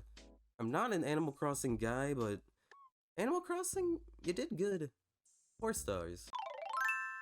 Mega Man is a weird series because it's just so big, like there are so many of these things. I decided that it would make the most sense to pick one from the classic series because that just makes the most sense. I was gonna do my favorite Mega Man 3, but then I remembered. I'm really bad at Mega Man 3, and then I went, oh, who am I kidding? Just do Mega Man 2. Mega Man I feel like had a nostalgia boom and then kind of stopped. It was like around the time Mega Man got announced for Smash and Capcom went, oh yeah, people like our games, and then went crazy with Mega Man projects, and now we're back to playing old nothing again. I feel like people overstate the drought of Mega Man content. Like, yeah, of course the series was gonna crash and take a few years off. If you're making this many games, you're eventually gonna lose steam. The amount of Mega Man content coming out right now is pretty in line with how other series operate. I'm playing the Legacy Collection version on PS4, but you have options, like, a lot. Like, way more than you would think. Mega Man 2 is by far the most popular Mega Man game. Looking at the sales numbers, Mega Man 2 is reported to have sold a whopping 1.5 million copies. What? This is weird, right? Mega Man 2, the crowning achievement and probably Capcom's longest-running franchise, the game that is brought up constantly in game design tutorials for good level design, the character that got in Smash before Capcom's golden boy Ryu. Highest-selling game only sold 1.5 million. To put that into perspective how weird this is, long-forgotten dormant franchise Dino Crisis sold 2.4 million copies. And Ghost and Goblins sold almost 4 million. Okay, what the fuck? Okay, back to the actual game. Mega Man's defining feature is the boss weapon weakness system. You can pick any boss in any order, and once you beat them, you get their weapon, which another robot master is weak to. This was a really revolutionary concept for its time, but it's definitely lost a little bit of luster since then with the fact that you can just look up the boss order online. And in Mega Man 2, there's one weapon that kind of overrides everything else. The Metal Blade. The Metal Blade is by far one of the most broken weapons in any video game. It does every job. Most bosses are weak to it, including Metal Man himself. It destroys regular enemies. It has essentially infinite ammo because you are never gonna run out of it. It's just powerful. It was actually intentionally done this way. The creator said in an interview that they want to have a weapon that was so broken that it would create attention and make people talk about how powerful the Metal Blade strategy was, drawing attention to the game in the process through word of mouth. And you know what? I'm here right now doing exactly that. It worked. Mega Man 2 was a very rushed game behind the scenes, but it's weirdly incredible how well it turned out. It's kind of hard to write about Mega Man 2 because it feels like everything about it has already been said, despite the fact that this is technically an obscure series. Mega Man 2 is also by far the easiest of the sectology on NES. If you're bad at video games or just platformers, it can still fuck you over, but the Metal Blade on top of having the least bullshit means that it's definitely the casual's pick. Which isn't a bad thing. Have a boss weakness guide on your phone, play some podcast or whatever, and I blasted through 2 in less than 2 hours. Everything in this game is just iconic. The sprite art is beautiful, and especially for its time, this must have been crazy. The Legacy Collection is also just a really solid release. It's on everything, goes on sale constantly, every option you can really think of is there. It even has a rewind feature, which I only used on the whatever this is supposed to be boss. It's only weak to crash bombs, and you have to have a full energy bar and not miss a single shot. These crash bomber doors are only there to trick you. I already died on it, and I grinded for all my weapon energy back, and I wasn't gonna do it again. This is the only true bullshit part of the game. I feel no remorse for cheating on that section. The only thing I can think of that truly aged poorly is that you probably shouldn't be playing this game if you're epileptic. You know, I was dreading doing a Mega Man game, but nah, this game rocks. Easy 4.5 stars.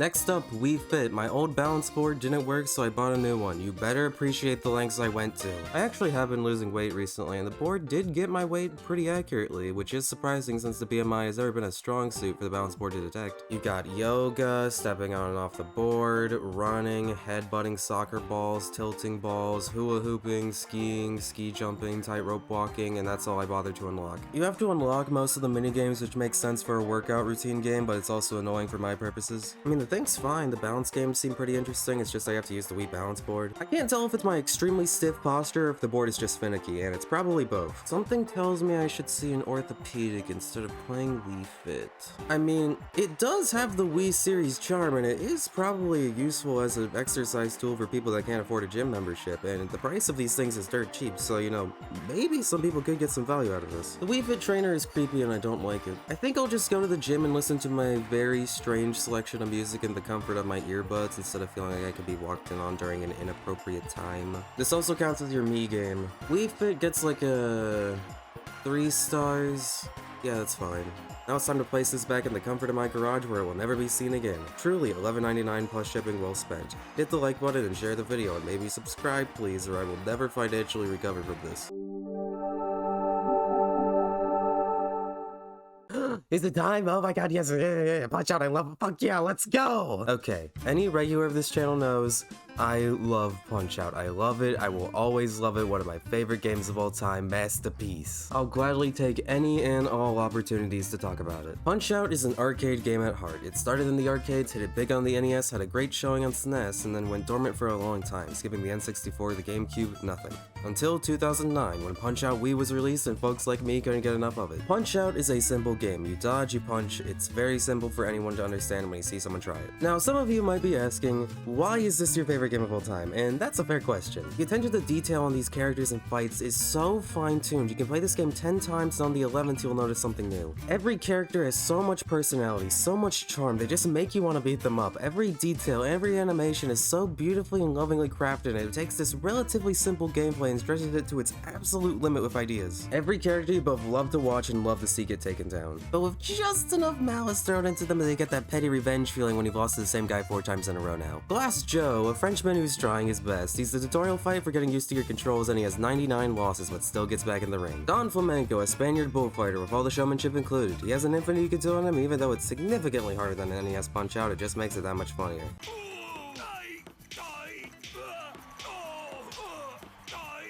Aaron Ryan, who would be my choice for a second Punch-Out rep in Smash, a screaming loudmouth Irishman with a boxing glove whip. Just tell me that concept would be amazing. He'll never be him, but a man can dream. Let's go, let's go! 1, 2, You poaching your cheeseburgers in those gloves, have you, Mac? Me sister hits harder than you, bye! Who's that? Let's go, I'll take a piece of you now. Hey kid, looks like luck is on your side. Super Macho Man, a California surfer dude superstar who's rich as fuck, buff, and got an ego the size of the Pacific Ocean. Every word that comes out of his mouth is a quote and a half. Super Macho Man!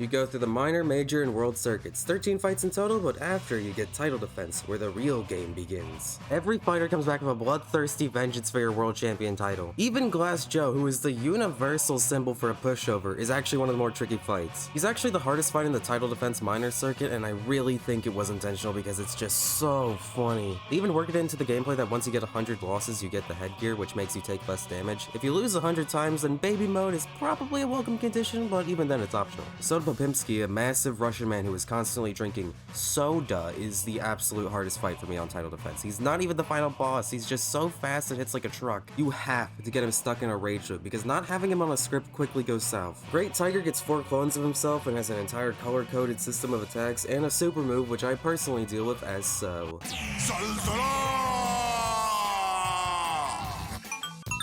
Akraman!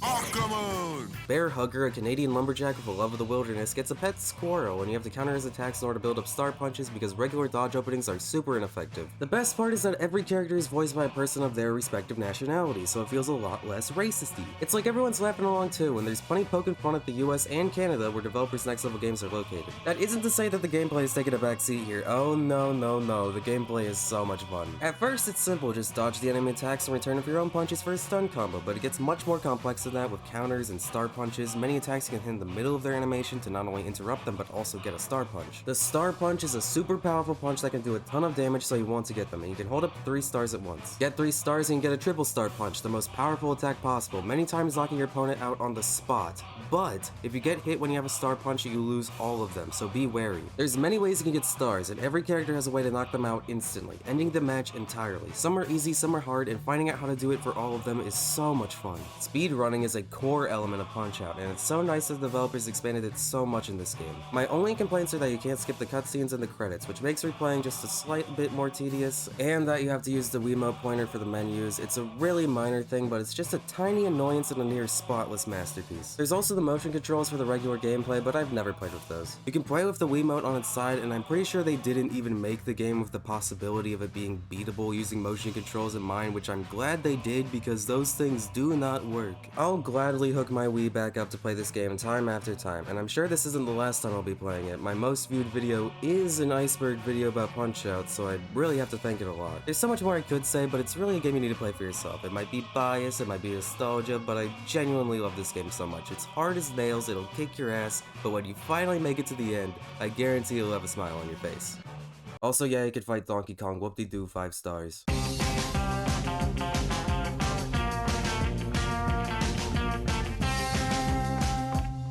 Moving to the next series that starts with a P, has a dash in the title, and has a word after the dash that's 3 letters. It's Pac-Man! We were originally going to do Pac-Man Championship Edition 2, but then an incident occurred, and now I can't look at Pac-Man Championship Edition 2 in the same way, so we're just going to go with the original game. But not any original game, the PS4 arcade game series release. Please act like this is of any importance. Paying for Pac-Man is like paying for socks. This is just the original Pac-Man with this border. It's Pac-Man.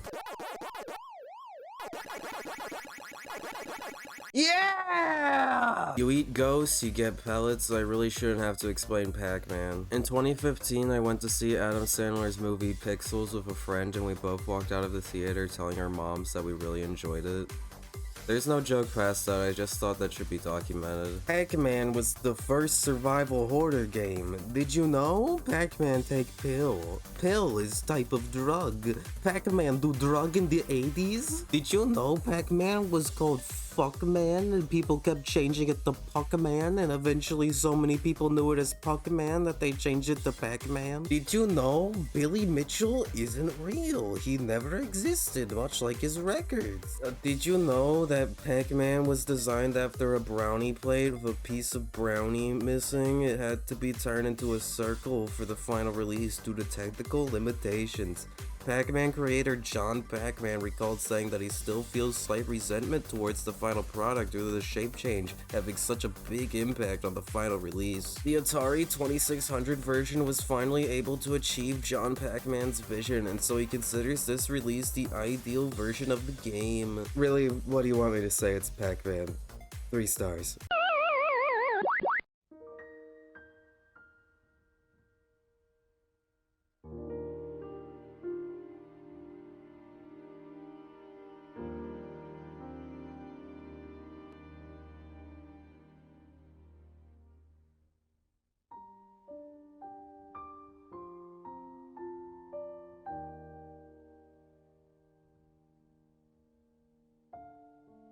Xenoblade Chronicles Definitive Edition is one of the most beautiful games of all time. Many games try to replicate the real world using their graphics and story setups, but Xenoblade uses its setting to tell a story and show a world that only Xenoblade Chronicles could do. Eons ago, 2 titans came into existence, the Bionis and the Mechanis.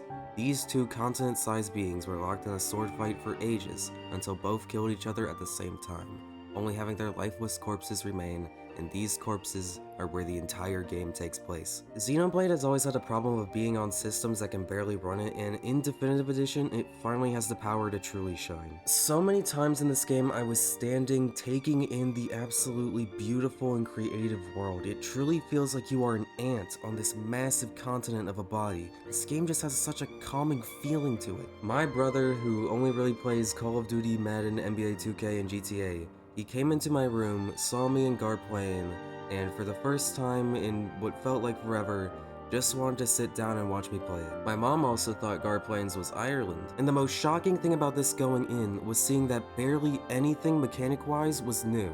Everything in this game, it was trying to cram into a Wii disc in 2011. The Skyrim and Breath of the Wild idea of you see that mountain, you can climb it. This game was trying to do that on the Wii in 2011. Red Dead Redemption 2, every NPC has a set routine that they follow through the day. This game was attempting to do that on the Nintendo Wii in 2011. A console that at the time was barely an upgrade from the GameCube. A console from 2001. Of course this game was gonna look hideous. It's probably one of the most ambitious games ever made for its time and console. That redone soundtrack, yes. These people are fucking geniuses. It's not without flaws though. I think the combat is fine, but it can feel a little drawn out at times. Like at certain points the fights could just feel a little overly repetitive, and the world can sometimes be a little too big for its own good, especially when you die and have to spend 3 minutes running back to where you died. Both of these combined, maybe just playing casual for most of the game, but that story makes up for all those pitfalls. I promise no spoilers, but genuinely, that ending was very, very close to making me cry. There is a game later in this video that did actually make me cry, but you'll have to wait and see for that, and no, it's not what you think. Many people have called Xenoblade Chronicles one of, if not their favorite game of all time, and I can 100% see where they're coming from. Everyone praises this game to high heaven and back, and it deserves every bit of that. If you have even the slightest interest, I wholeheartedly recommend it. Can't wait to play through Future Connected. In 100 years, your grandkid's gonna have to write a 500-word essay on this game. And if you want my opinion on Xenoblade 2, okay. I was originally gonna have a very quick, very throwaway joke about Xenoblade 2 here.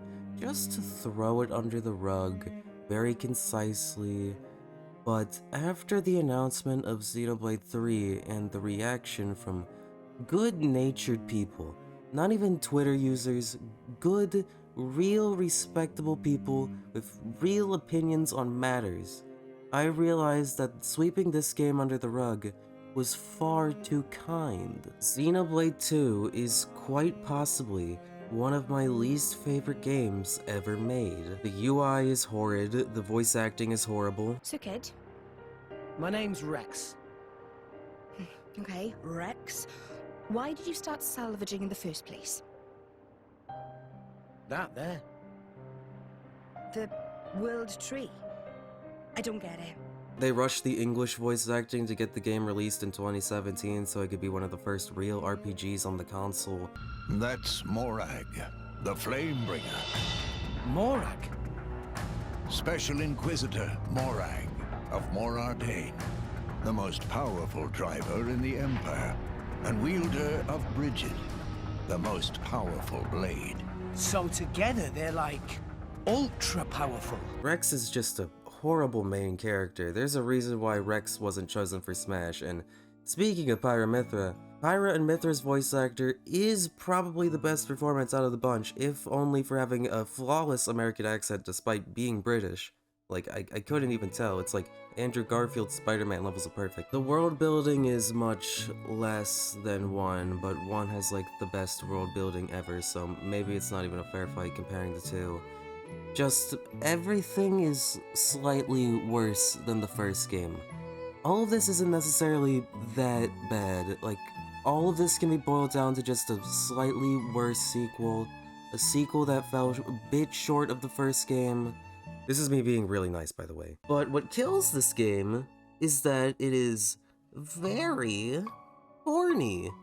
Like, extremely horny. Pyro and Mithra's designs are horrible, but even beyond them you have Poppy's sex slave robot thing going on. How may I be of service, master? Oh, wait a minute! Oh, forget you see that. Tora must change the settings. The settings? There's a lot more, but I'm gonna skim over it. If this game was some random new IP, all of this would be fine, but what's happening now is that people are categorizing Xenoblade as the boob game. Not just Xenoblade 2, but the entire Xenoblade series, because to an outsider, they don't know that 1 has much less horny stuff. So in their minds, instead of putting Xenoblade the series next to something like Chrono Trigger, they're putting it next to Senran Kagura, and it's not even their fault really. If you've never played these games and you only know about Xenoblade from popular outside clips, of course you're gonna think, oh, this series is some random weeb bullshit I don't care about. This isn't some Twitter user thing. I've explained to multiple real people that Xenoblade 1 is great and not horny, and that it's just a thing in 2. If the Xenoblade 3 trailer showed another pair of hot anime women in negative clothing, I think the series would have been done right there for most of the normal people population. I am very happy that Xenoblade 3 seems to be taking things back towards 1 again. Maybe we can gaslight the internet into thinking that the order you play these games in is 1, X, and then 3, and that's the trilogy. I am really hoping that 3 is actually good and that these words aren't gonna become outdated. Please, I beg you. They moved the release of 3 from September to July, so it's probably already out by the time this video releases, and I've probably already played it, and my social medias are probably flooded with my opinions on it if you want to know what I thought of it. Hey, future me here, it's perfect, like actually perfect. It's literally everything I wanted. It's like, it's incredible. Game of the year. May this piece be a time capsule of a bygone era for people to look back on the time that Xenoblade was really horny and that we can all sigh in relief that it's over. Xenoblade 1 gets 4.5 stars and Xenoblade 2 gets -1 because it is actively harming another game. I hate this thing, but I really love this thing. Please play this thing. Alley-oop! Now, I originally thought I was gonna have to bust out the emulation again, but as it turns out, Duck Hunt was released on the Wii U Virtual Console, who knew? Now, I could have emulated it, but I didn't really want to go through the trouble of having to figure out how to emulate a zapper, and the Virtual Console version uses the Wiimote as a zapper. It adds a pointer which wasn't in the original game, but considering that the Wiimote doesn't always like to work, I'm glad it's here. You can also just turn it off if you want. You shoot ducks and the dog catches them, you only get 3 shots per duck, and if you catch all of them in a round, you get bonus points. It's pretty simple when you get down to it. I never liked how the Virtual Console games look. They almost always looked washed out. It's one thing I'll give NSO, those games look amazingly colorful. Sometimes 2 ducks show up and you gotta get both of them. You can also shoot clay pigeons if you want. If you miss a duck, you see a meme that lasted way too long. Dorkly probably still makes jokes about it though. Overall, Duck Hunt is pretty okay. Most early NES games basically tried to be like arcade games that try to be fun enough to have replay value, and Duck Hunt actually succeeds in that regard. 3.5 stars, that seems fair.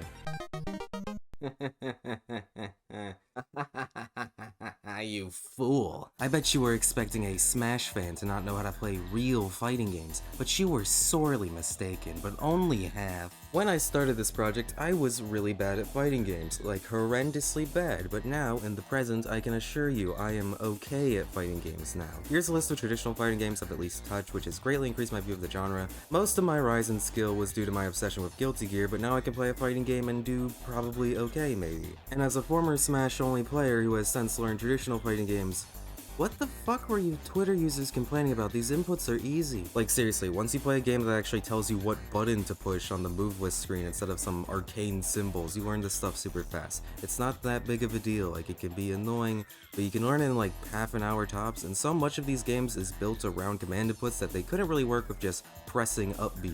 But y'all are mad about this? Huh? Also, FGC, don't think I'm sucking your dick. Y'all are just as, if not possibly more toxic than the Smash community in some areas. Like, remember this guy? Started out as a pro Street Fighter player. Now, on to Third Strike itself. Oh my lord, this game is beautiful. It's so nice looking at some of the best sprite art I've ever seen. Actually, it might just be the best sprite art I've ever seen in a video game. There's a few games that might fight for that title, but good lord, Third Strike is up there. Like, oh, okay, look at Elena's idle animation. When me and my friends are playing this game for the first time, we just both stopped to watch the 600,000 frames that are in this animation. It's so smooth, it's distracting. There's just so many colors, and the characters are all so unique. Third Strike initially got some hate at release because they went for an all-new roster, besides some obvious ones you have to keep like Ryu, Ken, Chun-Li, and Akuma, but honestly, all these new characters are so not what I think of when I think of Street Fighter that makes it weirdly endearing.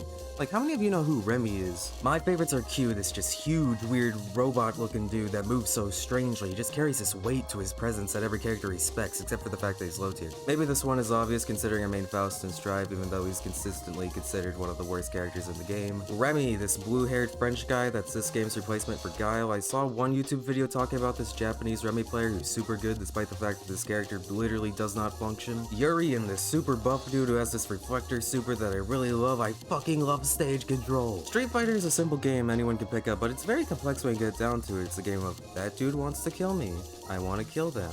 What option should I pick and what option will they pick? That's an oversimplification, but anyone can pick this game up. Playing Street Fighter with your friends and just messing around learning stuff is honestly one of the most fun parts about these games. Or having someone who knows the game show you cool stuff you could do in it. I did manage to find an online match on the 30th anniversary collection servers. I've been waiting for this.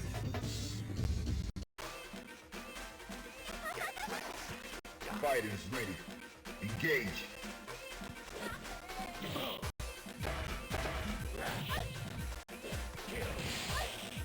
Bro, just fucking use Fightcade. Is Third Strike the best fighting game of all time? Maybe. It's definitely my favorite Street Fighter, but what the best fighting game of all time is really difficult to answer and is most likely something made by Arc System. Smash fans, you're not allowed to say you know stuff about fighting games until you've played at least one Arc System fighter. That's the new rule. Just do yourself a favor, just try it out like one time. I just love fighting games, and don't worry, I still hold a love for platform fighters, even if competitive Smash has lost a lot of its luster for me. I just love watching two people who've learned a game inside and out duke it out. There's something that can be said about performance art, maybe, but also maybe not, since a lot of the mastery behind what happens in high-level matches for most games doesn't really come through if the viewer isn't also familiar with the game and knows how difficult stuff like this can be. And maybe one day I'll make my dream fighting game. That day will eventually come, hopefully, but for now, if anyone asks me if I'm down to play some Third Strike, I'll happily say yes. 4.5 stars. Yeah, that makes sense.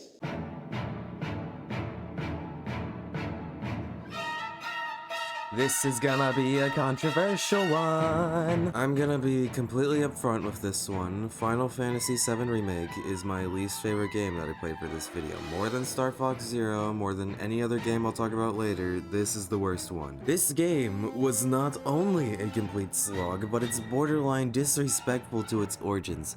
I played through the entire thing. I beat this entire boring-ass fucking game so I could say everything I'm about to say with confidence.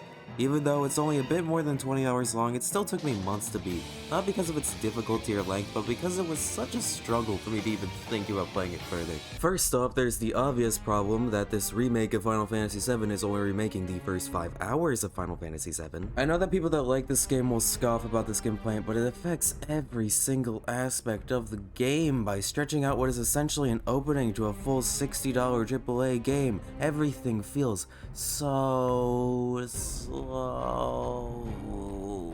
So many parts of this game feel like they were solely put in to extend the game's playtime. Like they were playing through the original with a notepad, taking notes about things they could extend from seconds to minutes. All the materia and summons you gain feel generic and simple because in the original game, this was the starting equipment. They were saving the big, bombastic, powerful beyond stuff for later in the game. They did add a lot of mid-late game summons, but my point still stands. The game looks incredible. Every monster and all the main characters look phenomenal, but everything else suffers a lot on the base PS4, which is what I played the game on. Intergrade wasn't out when I played this, and even then I don't have a PS5 yet, or the will to spend $70 on a game I already own that I don't even like. On the base PS4, so much of the textures and the lighting could just look downright ugly. When I walked out of this door and the lighting made it look like Sonic Generations, I literally stopped playing because I thought it was a glitch. Nope, that's just how it's supposed to look. A lot of poppin' too, it's a shame. It almost makes you wonder what the game would look like if there weren't so many fake loading screens where the game makes you sit through some unnecessarily long animation. Hey, Red 13, go run across that wall and hit that switch that is required for us to advance.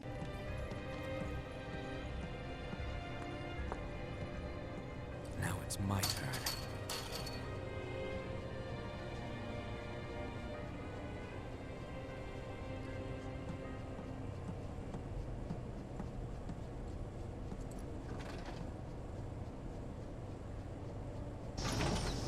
Look, an elevator.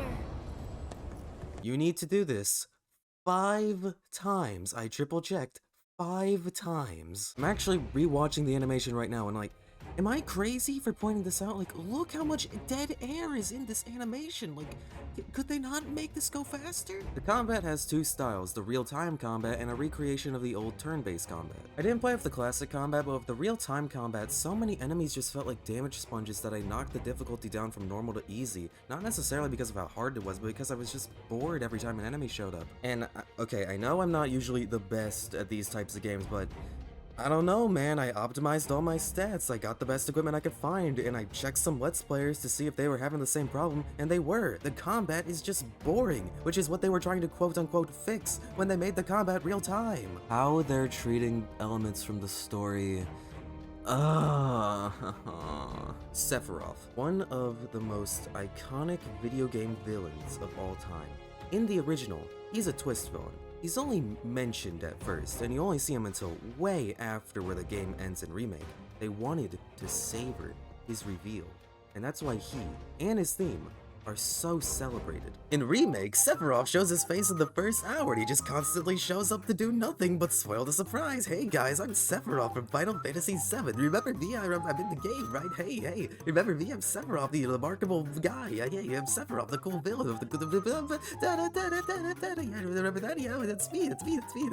Hey, I'm Cloud. Fucking hey, what's up, man? What's going on? The creators said their reasoning behind this choice was because everyone already knew the twist, and they said they couldn't give people the same fresh experience. But why not take that opportunity to make these moments that much more impactful, to pay tribute to these truly iconic moments? Everyone knows how the story of Romeo and Juliet ends. That doesn't mean you should just write a different ending. Okay, imagine they make a new remake of, like, Titanic. Everyone fucking knows how Titanic ends. My dog knows that shit. And obviously it's gonna star Tom Holland now, but that's besides the point. And then you get to the end of the movie, and they just live.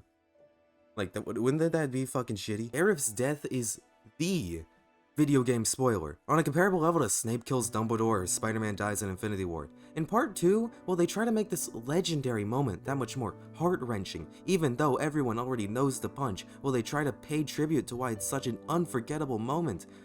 Or will they write some bullshit involving the Spectre dudes as to why she survives? I don't know, but I wouldn't be surprised if they chose the latter. I understand what they're trying to do with this not being a remake necessarily, more of a reimagining that works if you played the original, but the thing is, the original Final Fantasy VII needs a modern remake. This is such an important game. This is the game that definitively said to the world that the PlayStation was a new powerhouse in video games. Even with previous releases like Resident Evil and Crash Bandicoot, FF7's big push on marketing with its CGI cutscenes, its focus on story, and the sheer fact that no other console at the time could possibly run this game solidified the fact that the PS1 was going to stick around. But even so, much of it was outdated even just 2 years later. It's such a missed opportunity. Final Fantasy VII is a game that deserves to be cherished, remembered, and recognized for being such a landmark title, and a modern remake that fixes up these issues while still keeping the full game and original story is such a missed opportunity. Everything from splitting up the game to the re-releases, the mobile battle royale spin-off, the $70 price tag on PS5, the content locked behind pre-orders. It all feels just so corporate. The game with themes of anti-corporate sentiment is now being milked by a corporation. And you know what? I was right when I wrote this, and I'm even more right now. This company is fucking dog shit. I hate Square Enix, and I'm so glad others are finally realizing that this company is fucking horseshit. I'm sorry to everyone that likes this game. I really wanted to enjoy it, but not only was it a boring slog to play through, but it also represents so many things I just can't stand. And the worst part, most of what I said could be completely outdated later. Now, the star system is not an objective, this is how good the game is. This is how much I enjoyed playing the game. That being said, 1 star, sit in the corner and think about what you've done. We arrive at the last of the Smash 4 characters, and the 3rd most notorious S-tier in the franchise's history. Bayonetta. Notice how I said 3rd most notorious, despite Bayonetta possibly being the most game-rupturing character in the series' history. The most notorious is Meta Knight and Brawl, 2nd being Fox and Melee, 3rd Bayonetta, and 4th being... I don't know, Joker in Ultimate? No one can actually agree on who the best character in Ultimate is, but I think in the eyes of the general video game playing public, I think Joker is seen as the most OP despite the modern tier list. And last is Pikachu in 64 if you wanted to know. You see, Smash 4, despite technically selling more copies than Brawl and Melee, it had 2 versions. And how many people do you know that bought both versions?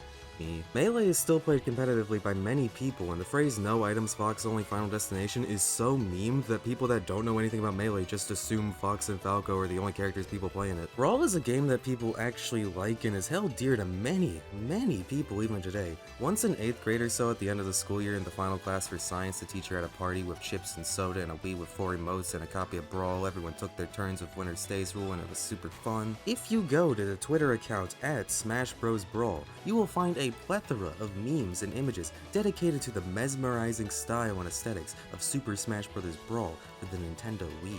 I really wish this account posted more, and I miss it dearly every day.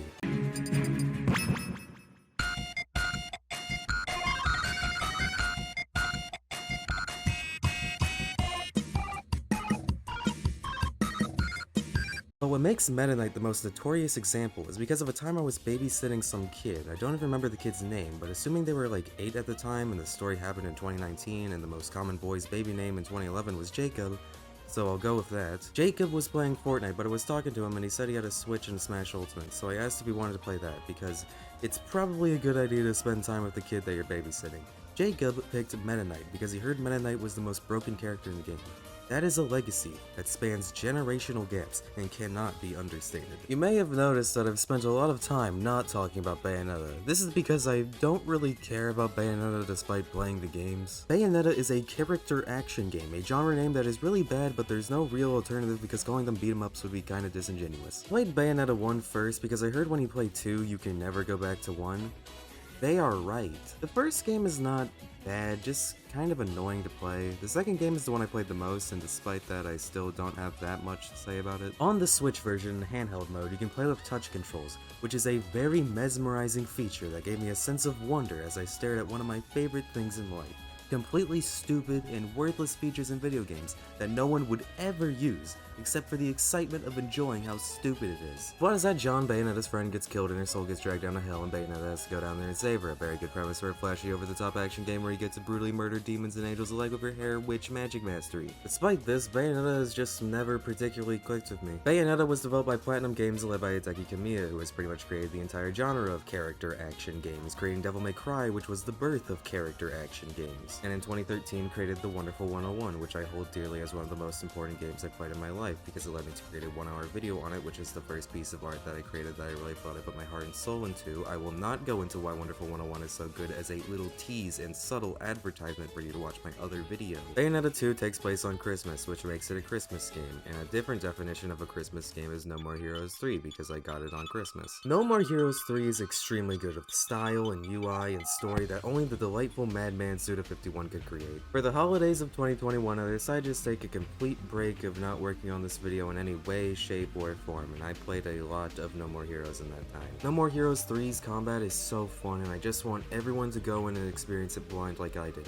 Everything in No More Heroes is cranked up to the point of absurdity, and it knows it, and it revels in that fact. Suda51's games are a rabbit hole and one that I fear I'm lacking enough expertise in to even begin to give any in-depth statement on besides from I really enjoyed playing it. Jess Baptiste the Sixth, aka Lord Fu, is one of my favorite gaming villains in recent memory, but maybe my current standards are a bit skewed since the villains I've been talking about for like the past 2 hours or whatever have been like a big monkey head or like Bowser stealing my star or whatever. If there ever is another Smash game, which there probably will be because capitalism and it won't be as good as Ultimate, I hope Travis Touchdown finally gets a spot and I think he would fit in well, and while I don't know how he would play, I'm sure that they'll make it work. Maybe this tiny sidetrack can help future-proof this video in some way if that ever happens in 10 years or so. The difference of these games compared to Bayonetta is that I played these games because I wanted to play them, because they looked cool. I chose to play Bayonetta because I had to play a Bayonetta game, and I'm worrying that this sense of obligation might be making me unfairly judge games too harshly. The Bayonetta games are good games, but I don't have any desire to experience them right now. Much like how playing Bayonetta 1 after after 2 was a slog, playing Smash 4 after playing Ultimate feels like I rolled the game back to the open beta build. You know, when I went to Super Smash Con 2021, I went to watch the Brawl Finals.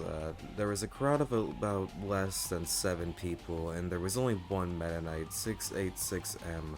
The guy that was sitting crisscross applesauce while he played, which made him the guy I wanted to see win. In the final match in Grand, he switched to Ice Climbers. The other player, who was named Player 1 despite being on the Player 2 slot, was playing Diddy Kong. Wobbling was banned, so instead, on the last stock, 686M did a workaround of using Diddy's own banana to trap Player 1 in a chain grab using the trips. It was hype as fuck. I had to start the clapping to get the rest of the room to celebrate such a hype grand finals ending. As I was leaving the room, I passed by 686M, who was putting the trophy on the ground to get a picture to post on Twitter. I said to him, "Good shit, man," as I left the room. The next day, the Smash 4 finals were happening. The grand finals were Mistake, the top Bayo player, versus DeBuzz, the top Rosalina player. There was a much bigger crowd than there was for Brawl. Me and my friend Adi were not there because we were watching the top 8 for a bit, and after the crowd popped off and cheered for a regular roll read, we decided to go to the hotel arcade instead. We played Persona 4 Arena Ultimax and Marvel vs. Capcom 2, and we had significantly more fun. You know? Character action games are kinda like fighting games, but single player. They are the only single player games that have combo montages for them. Maybe the gameplay of Smash 4 is just too simple to handle representing a game like Bayonetta, where the combat is designed to make you feel like a badass rather than making you feel like your controller is covered in mud. In conclusion, Smash 4 would have died regardless of whether Bayonetta happened or not, because Smash 4 is a shallow game, and Bayonetta is just a series that represents complexity, and that's something that Smash 4 doesn't have. These games may be forever intertwined, and I have no desire to play either of them again. Maybe that's a good thing, because people should play games that they enjoy. Bayonetta 2 gets 3 out of 5 stars. Round over.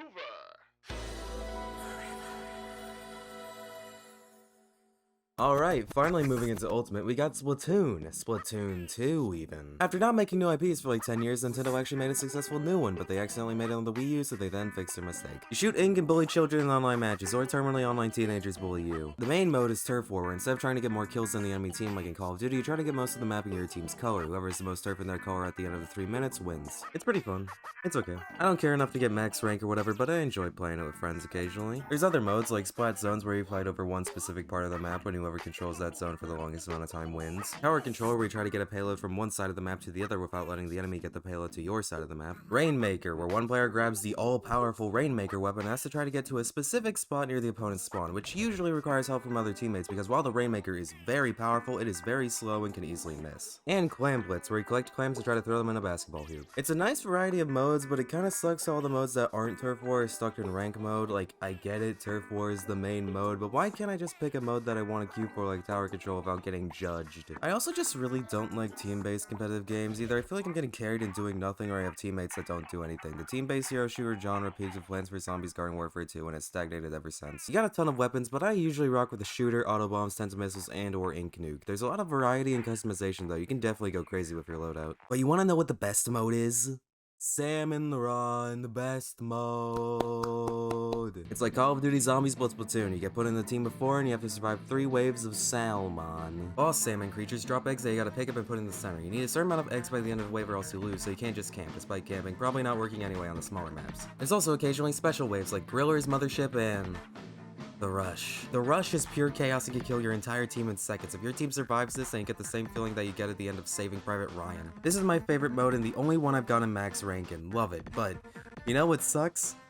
Sometimes you just can't play it. This mode is stuck on a 36-hour schedule. You can play it for 36 hours, and it shuts off for 6 hours, and it comes back with a different map and different weapons. Also, that's right, the maps only switch every 36 hours, so if you don't like the map that day or don't like the weapon selection, try again next weekend. Why is this in the game?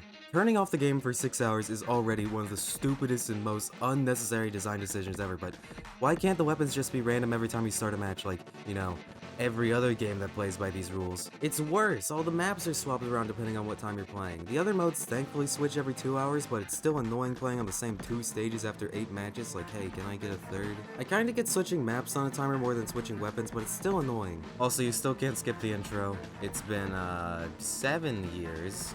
How has it taken this long to fix the main problem that every single person has had with Splatoon? I don't know.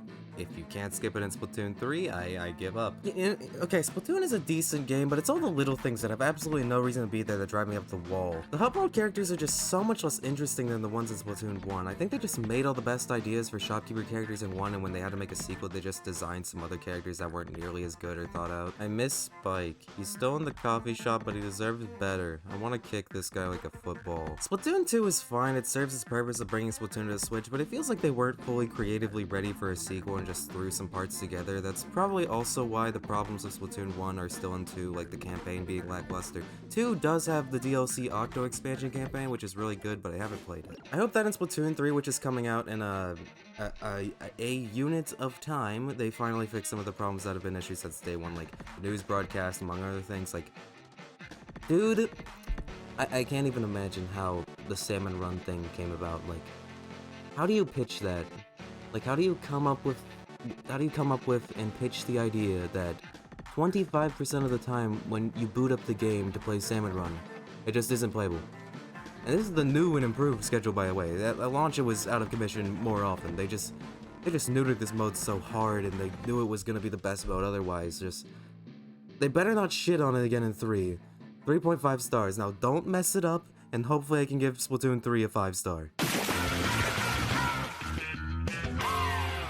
I've been looking forward to this one. Castlevania, what a fantastic series. I love Castlevania. Most of my experience with the franchise until recently was what was referred to as classic Castlevania, the 2D linear games where I usually play as a Belmont, the types of games that Simon and Richter were playable in. These are the games that get re-released most often, so I mean, how can you blame me? I got that limited run Castlevania Anniversary Collection and got a poster that looks like it should have been in color, but just isn't. I watched the Castlevania Netflix show, loved seasons 1 and 2, and then stopped watching after how horrible the ending to season 3 was. Just, oh my god. I was bouncing around what game I wanted to do for this project, Castlevania 1, Super Castlevania 4, and for the longest time I was set on doing Rondo of Blood, Richter's game, and the most technically advanced classic Castlevania game.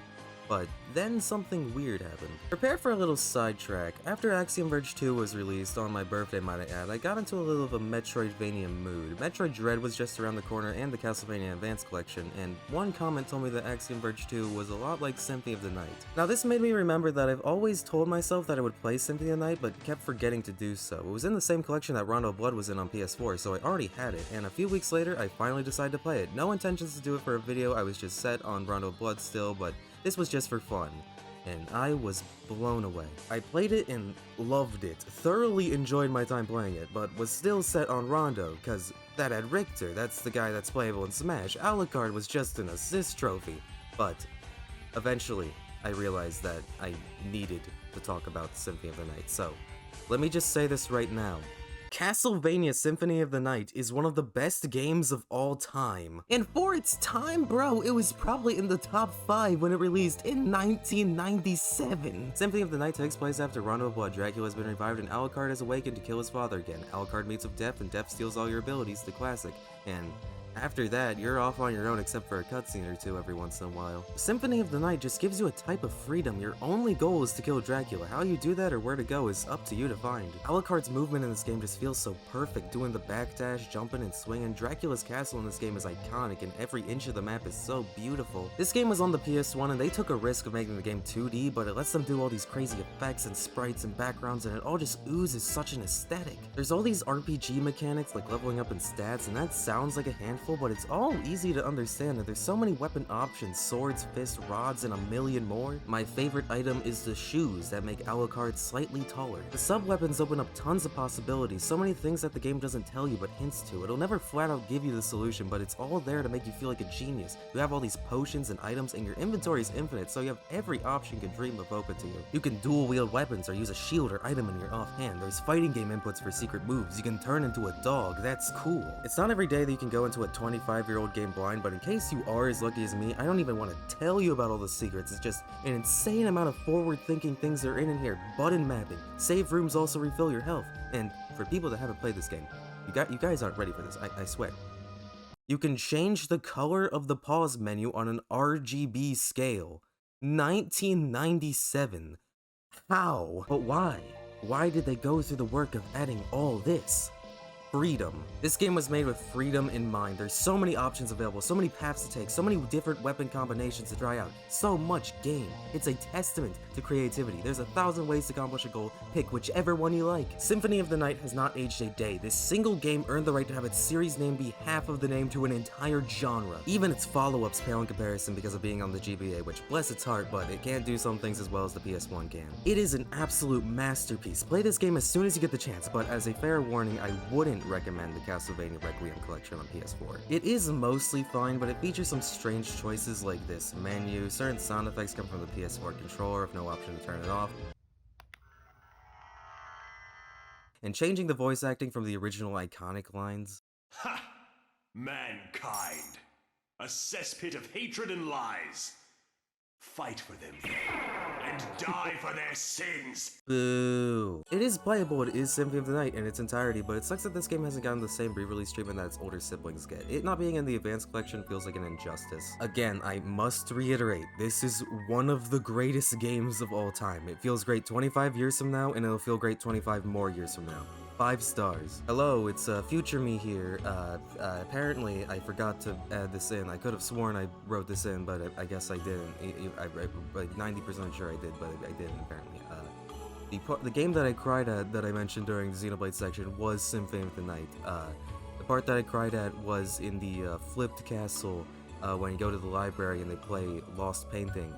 I will not specify why I cried at this song specifically, but yeah, the soundtrack in this game is so good that it brought me the tears, so take that for what you will. Yeah, fucking 5 stars, masterpiece.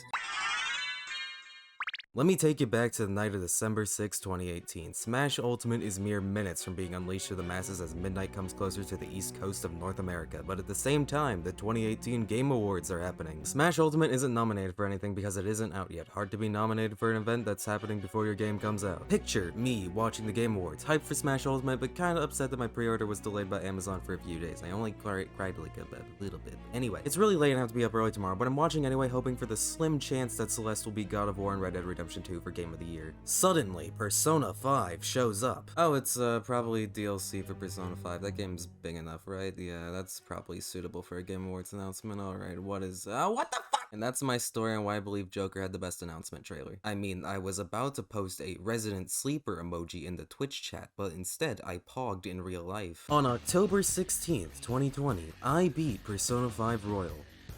That game was really fucking good. Okay, I have not played any other Persona game besides this one. I did play SMT5 when that came out, but I did not necessarily enjoy it the most. Oh, I'm sorry. I know my opinion is like pretty much worthless right now, but please let me continue. I promise I have something good to say. Again, so sorry. I'm really sorry. I barely knew anything about this series, and even after being peer pressured by my weeb friends, I still went around 80% blind to this game, so keep all that in mind going forward. Okay, so this is probably my favorite JRPG. It's not perfect, but it got me to the end of a 110-hour long campaign, and that is something that no other game has managed to do before. And I'm gonna do something a little bit different to talk about this game with our next game in line, Dragon Quest XI-S Echoes of an Elusive Age Definitive Edition. I'm glad both of these games are next to each other because they are very different games that share DNA. Both are turn-based JRPGs, both share a 4-party member-style combat system, and both saw an updated re-release. Now, how long do you think I played Dragon Quest XI to give it a chance? I know I've been a little harsh on some games by quitting them before they get to the point where they really start, according to fans, but I played Dragon Quest XI for 8 hours. I don't know about you, but 8 hours I feel is a perfectly good amount of time to play a game and decide your opinion on it. Maybe I should have given it more time considering how long it is, but then again, most of my favorite games aren't even 8 hours long in the first place. I was originally going to have these as 2 normal separate entries, but them being right next to each other made me ask myself a question. Why did I enjoy Persona 5 so much, but Dragon Quest wasn't really doing it for me? And after looking a bit over these 2 games, I think I know why. This menu is incredible. This might just seem like a stylistic thing, but it completely eliminates this starting menu because all your abilities are mapped to buttons instead of having to go through all the sections with the D-pad. It might seem small, but this saves so much time over the course of the game. In Dragon Quest, all the menus are so small and bland. You have all this unused space. In Persona, all the menus are bigger, but still have all the information you need. The battles don't do this blur thing. It's a smooth transition from overworld to combat back to overworld. None of this fade out stuff. The shop menus are all beautiful and nice to look at while still having all the information in a very clear manner. You know a game is good when you're going through the shop menus really fast and the shopkeeper's voice lines start overlapping? That's the good shit. Put this in every video game. I believe in the Luminary. I don't have much choice. Come on! Let's not do anything stupid now.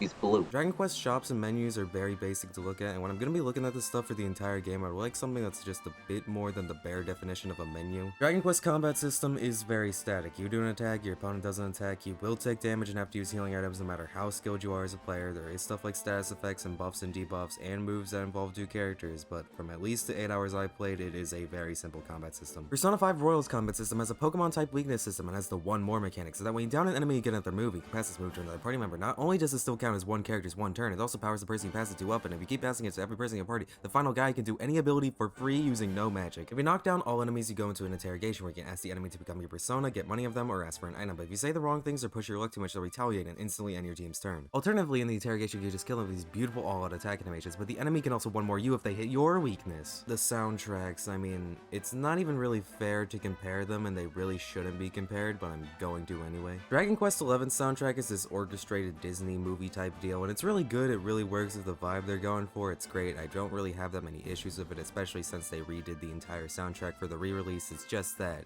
Persona 5 soundtrack is banger after banger after banger after banger.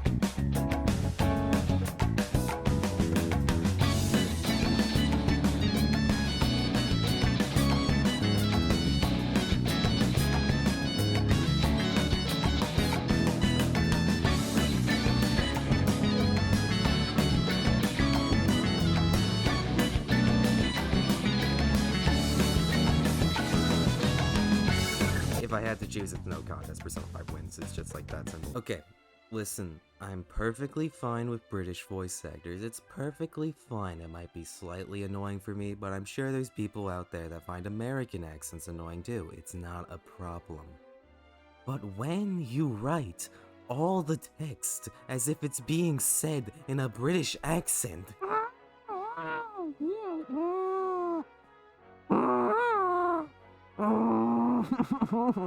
you know those memes of people making fun of how British people talk? That is this entire game. It's a nice novelty for a bit, but please, come on, I'm trying to read here, thank you. If you are dyslexic or still learning English as a second language, I am so sorry. Having them on the loose will play havoc with the price of... Having them on the loose will play havoc with the price of egg. I can barely scrape together for a bunch of what the Having them on the loose will pay having them on the loose will play havoc with the price of egg. I can barely scrape the cash together for a bunch of... Maybe it's not so bad. I can't think of another game that uses the word item in a text box. These cutscenes are just so long too. Like, look how much dead space there is between each line. Quickly, we must talk while the people are distracted. And please, not a word of this to anyone. Now, as you may be aware, the Sun National is the most important event of the year here in Gallopolis. And tomorrow, I am due to make my debut in the race to end all races. However, there is a problem. One teeny tiny, terrible problem. I cannot ride. In fact, I have barely so much as sat in a saddle.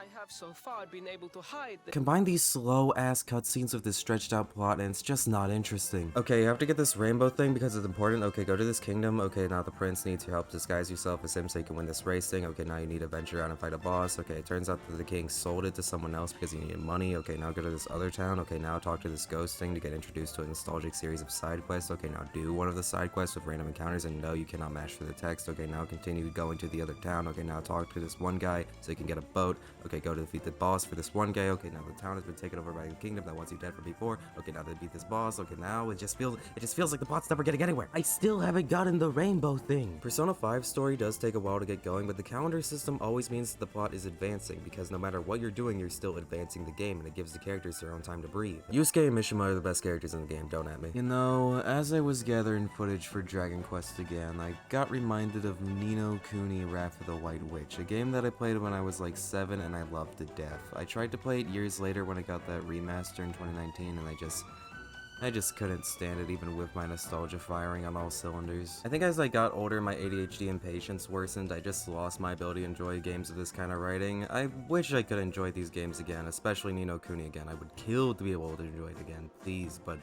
I guess some things just aren't meant to be. Now, am I saying Dragon Quest should become like Persona 5? No. Dragon Quest's main selling point is that it is a very traditional JRPG, where every other JRPG franchise has turned to other styles. Dragon Quest is still doing its thing. I'm glad that there's still a big franchise making traditional JRPGs out there for people that enjoy that type of game. Persona should be Persona, and Dragon Quest should be Dragon Quest. Neither of these games are perfect, and the people that have played Persona 5 like 5 times, how the hell do you do that? For both of these, you should play the most recent version, Royal and Definitive Edition. Royal has so many quality of life improvements that when I learned that they weren't in the original game, I was shocked at how shit that must have been, and Definitive Edition has more content, a much better sounding orchestral soundtrack, and on my replay together footage, I checked out the 2D mode they were always flaunting in the trailers and things, and this is pretty much a separate game. It's a demake of the entire game, and it's way cooler than the trailers made it out to be. Persona 5 does have some problems. Some character arcs aren't really written the best, most notably On, and some puzzles are really bad. Some of the dialogue options are kinda, cringy, I guess is the only way I can describe them. But overall, this game cut out so much bullshit from other RPGs, and it's one of the few PS4 games I've gotten the platinum for. Persona 5 is not a perfect game and has plenty of small problems, but it got me, someone who doesn't care that much for JRPGs, to complete a 110-hour-long anime JRPG. That's a good-ass game. 5 stars. With this power. Also, if you want to know the exact moment I said fuck this and quit Dragon Quest, it was my 3rd attempt on this boss, and on the first turn he one-shot my healer, and I couldn't grind because one of my party members is taken away for this fight, and you can't get him back until you beat him. 3 stars.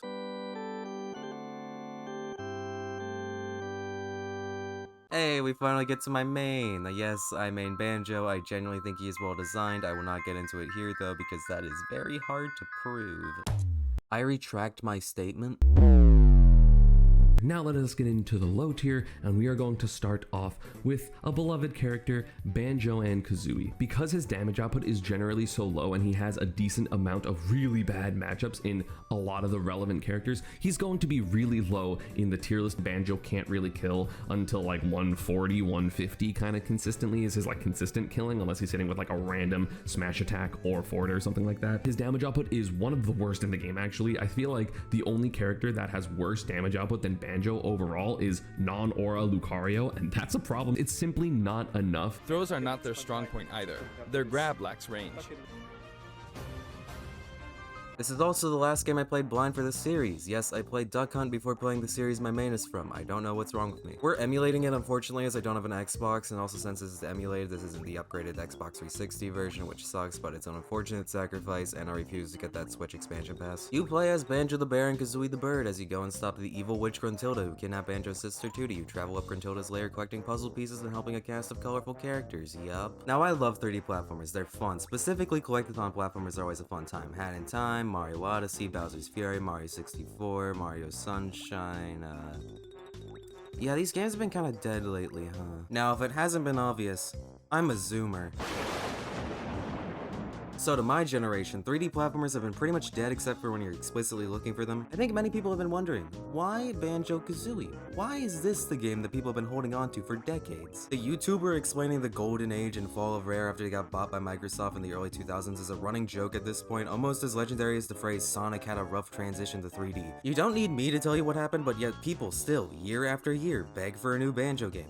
Why is that? Are these people just stuck in the past, or is this game so good that it deserves to be recognized and held in such high regard in the hearts of people around the world forever?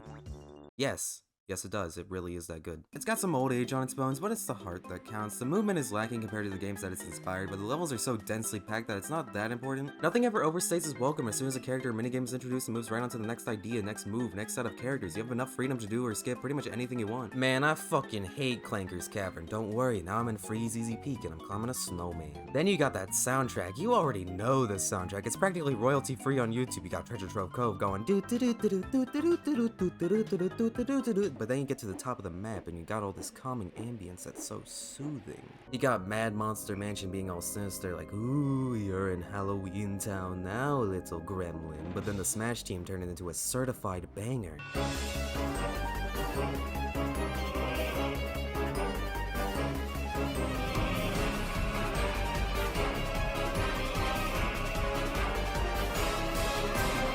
They even broke out the castanets. I definitely didn't have to Google the name of that instrument. Freeze Easy Peak sounds like pure joy as I pull up to the set of the new reboot of Frosty the Snowman that actually turns out to capture the spirit of the original and turns into a classic because that's just how powerful of a Christmas miracle it is. It's got secrets that confuse the minds of children for generations. Imagine the anguish this caused. A game cannot be a true timeless masterpiece without a little bit of mental anguish like this. The levels encourage you to 100% them on your first time through. You never need to backtrack unless you want to. All levels got 10 jiggies, 100 notes, and a bunch of mumbo tokens, a couple other things, and it's just fun to... you know what? No. The game is just fun. It's a fun video game. There's no bullshit, there's no hour-long cutscenes or having to worry about it being a major commitment or it ruining your social status. It's just a fun video game. It's got a distinct style and energy that sets it apart from everything else on the N64. If I was like a little goober 5-year-old in 1997, yeah, I'd probably love it and cherish it too. And the fans of this gone but not forgotten series finally getting the character they've championed for in Smash is just a heartwarming tale. Even if the character gets screamed at by Hungrybox, it's almost like the family is back together again. Now, do I think there's ever gonna be a Banjo 3? Probably not. None of the original staff that worked at Rare during the N64 era are still working at Rare today, and even if those new people did make a new Banjo, I doubt it would live up to the hype. Maybe Moon Studios can do something, but I won't hold my breath on it. Even then, I don't know that if Rare never got bought, that Banjo 3 would even be good. I think somewhere along the line they just kind of forgot how to make good video games. That's kind of mean, but you know, sometimes lightning just doesn't strike twice. But we still have other games that have carried on Banjo's legacy. Playtonic Studios and Yooka-Laylee, a studio literally comprised of former Rareware employees, while the first Yuka game was rocky. Impossible Lair was really good, and they've been publishing a lot of under-the-radar games. Mario is kinda back to collectathons, Odyssey, Bowser's Fury, and everything. Although, where is Odyssey 2, Nintendo, please? Hat in Time, great game, and also, if you really like collectathons, try Metroidvanias! Ultimately, the story of Banjo and Rare is one of tragedy and healing. Some things may never go completely back to how they were before, but that's not important. Enjoy this moment, Rareware fans, and no matter what happens, we will always have Banjo-Kazooie and its rocking soundtrack. 4 stars.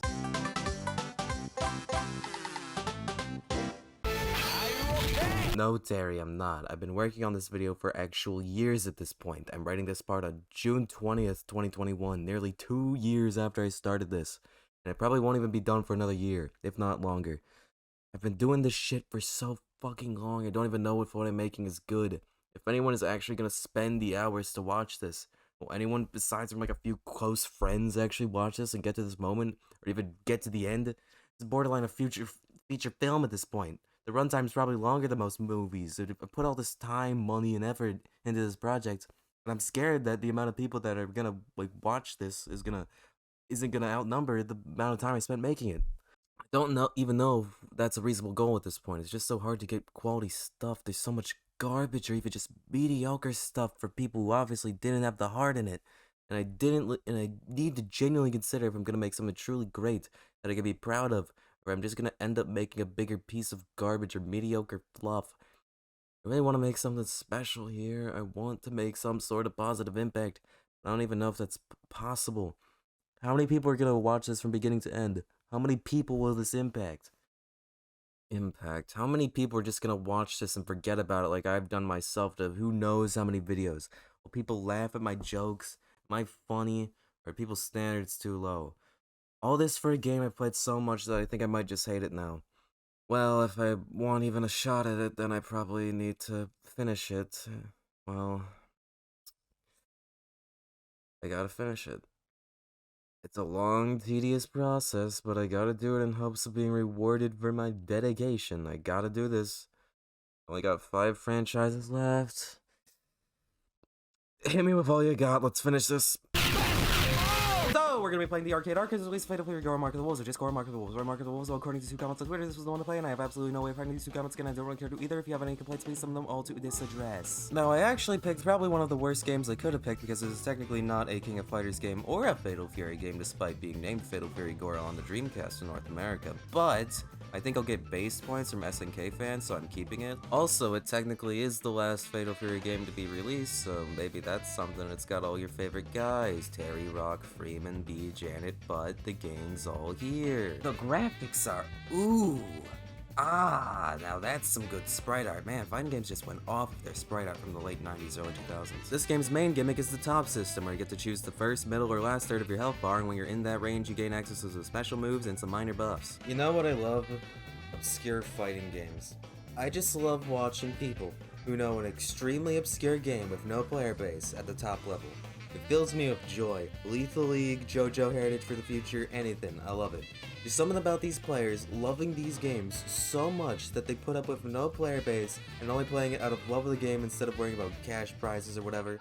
Obscure tech is sick, glitches are sick, exploits are sick, and anyone that tells you otherwise is a pussy. I would rather play a busted, broken, completely unpolished but fun game over whatever sanitized to the point of boredom crap that most competitive games are. The shit's not even competitive, it's just like money laundering schemes. People that complain about this are actually mentally deficient. If you agree with these people and are mad at me right now, good. Leave until you've learned the error of your ways. There's beauty in imperfection. Plus, these games, well, at least indie modern ones maybe, are much more likely to have support from developers because they cherish what fans they do have. It's lovely. SNK is really loved in South America. Like, fuck, they love these games. They also love Dragon Ball and anime a lot. Good for them. SNK seems to be keeping the grassroots scenes alive, and I applaud them for it. I cannot stand how most esports are so overly regulated. It's sickening. They don't actually care about the fans. They just care about making a product. I don't necessarily care about Mark of the Wolves, but man, do I respect those that do. Y'all rock. Mark of the Wolves gets 3.5 stars. Good stuff. Okay! From a 2D fighter to a 3D fighter, ARMS, released in June of 2017 for the Nintendo Switch. ARMS has a reputation of being a game that everyone has but no one's really played. That's because it was right in the dead zone of right after a console's release, coming out 3 months after the Switch's launch day. It was the only game Nintendo had to show for a good bit. When you get tired of Breath of the Wild and Mario Kart 8 Deluxe, you go, sure, let's try ARMS, and that's how they get you. ARMS is a fighting game that combines melee combat and projectile combat into one. You dodge and punch and grab and move all around the screen in order to beat your opponent. The fighting can be really fun and have a lot of depth that's alive. Only the path to learning that combat and getting everything you need to play at top level wasn't super boring. Okay, so in ARMS, they have a lot of focus on customizable weapons. Each character can choose up to 3 weapons that can be available in a set, switching them between rounds. 1 weapon for each hand. In order to unlock these different weapons, you need to play a minigame. How do you play the minigame? By spending money. How do you get money? By playing the game. How much do you get for each game? About 2 to 6 per game. 2 to 6 per game. And when you unlock a weapon, you only unlock it for one character. You don't unlock it for everyone, you just unlocked it for the one character. Now you have to unlock it for the other 14. It would be one thing if each character had completely original arms that only they had, then I could see unlocking all of them being interesting, but why do I have to collect the shield 15 times? The maximum amount of weapons I've unlocked in one minigame is like 13 maybe on like a long one. There's not even that many modes to go around and collect coins in. You have standard matches with other players and computers, arcade mode with multiple difficulties, and online. That's it. There's volleyball, basketball, targets, but they all are very, very minor tweaks to the normal gameplay. There's only so many times you can play arcade mode or go get destroyed online before it feels repetitive. This is what kills ARMS for me. It seriously lacks content. It has a great concept, soundtrack, cast of characters, and world, but there's just nothing to keep me interested in trying to improve in the game. It feels like you play it for 15 minutes and you've gotten the full experience, even more so than other fighting games. In other fighting games, even if I suck, I can still feel like there's some depth beneath the surface that I'm not getting, but whenever I play ARMS, the only thing that feels like it's beneath the surface is just minor things like timing. Even if this game did pop off as a competitive scene, we both know Nintendo would make sure to purposely sabotage every opportunity it had. It was supposed to get more updates, but aside from adding a few new characters, nothing groundbreaking was added besides a cheat code that lets you have all the arms unlocked when fighting friends. There's really no point to unlocking the arms anymore, and honestly that's perfectly fine. That's an improvement. There's also just a bunch of weird decisions I don't like to change costumes you have to hold in the left stick and pick a direction and press A. Why is this a cheat code? If this game was like $20, I say it wouldn't hurt to try, but the fact that this game is still $60 fucking over 5 years after it came out should be a fucking crime. I'm really hoping for a sequel because there's just so much that they could fix. Fix the grinding, add more modes and characters. There's something great here, the concept is there. There's just something inherent to a sense of childlike wonder to punch someone from really far away with a springy arm, but it's just not fully realized yet.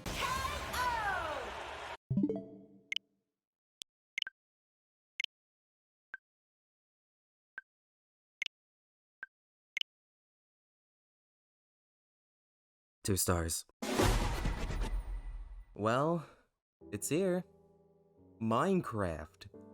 Where do I even begin? I mean, like, it's Minecraft. It's the biggest game ever. Where am I supposed to even start with? Okay. I watched a lot of Minecraft YouTubers as a kid. A lot of them are gone now, but it's nice that some of them are still around. I played a lot of Minecraft Pocket Edition. I love Pocket Edition so much, but I can't play it now because I don't want to spend $7 for it again. I love so much of Minecraft and have so much respect for it.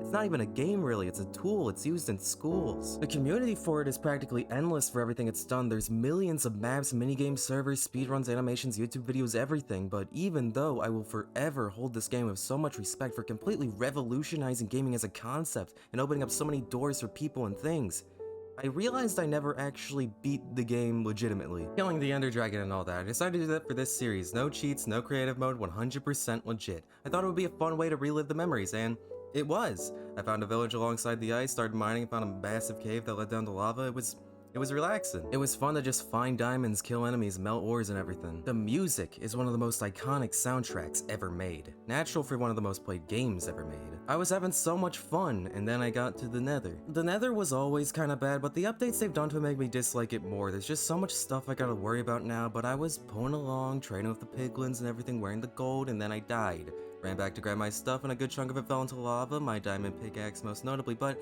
I was gonna be fine. And then I died again, and again, and again, and then the portal broke. I didn't have any way to relight it, and now I was fucked. All my stuff was gone, I was fucked.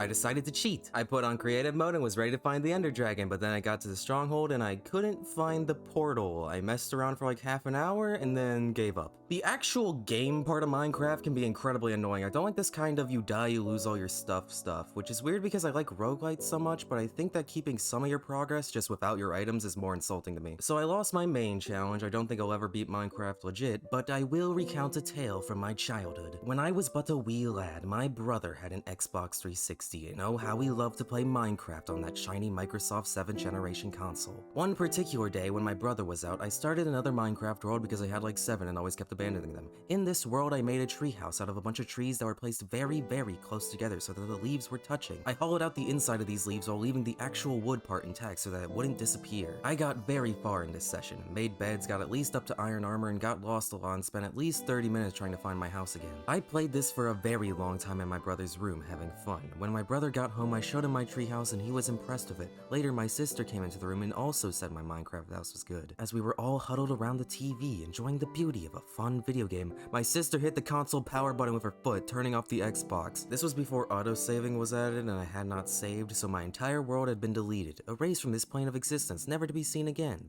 I cried that night. Probably the day after as well. Minecraft is so much more than just the actual game. It's an experience. There's so much in Minecraft. Redstone, complex builds, mushroom biomes, Herobrine, the far lands, the new end content, the infinite amount of mods, the rumors, the dungeons, the illagers, the hidden mansion, Minecraft story mode by Telltale Games, and that's not even scratching the surface. It truly is an endless game. And I sorta like how Microsoft has let it stay relatively pure. Like, think about it, they could make this game have an update every week with the entire animal kingdom and so many monsters, and that would be awesome, and the game would have constant blah blah blah blah blah blah blah blah. But no, they only just add an update to caves. It's kinda nice to have this game be the way that it is. I will say that the Bedrock console versions are kinda scuffed, the load times are very long, I've had worlds corrupt to be unplayable, my friend even had a Switch brick because of Minecraft. This is pretty inexcusable, but it is technically Minecraft on every platform. There's so much about this game that I and almost every kid growing up will cherish. Even if I've moved on from Minecraft, I always check back in to see what's up, because it's so nice to see that it's still here. I am perfectly content with it as the biggest game of all time, because just making a new world and walking in a direction, taking in nature, even in its blocky glory, is a relaxing experience for the soul that I don't think any other game has captured so elegantly. 5 stars.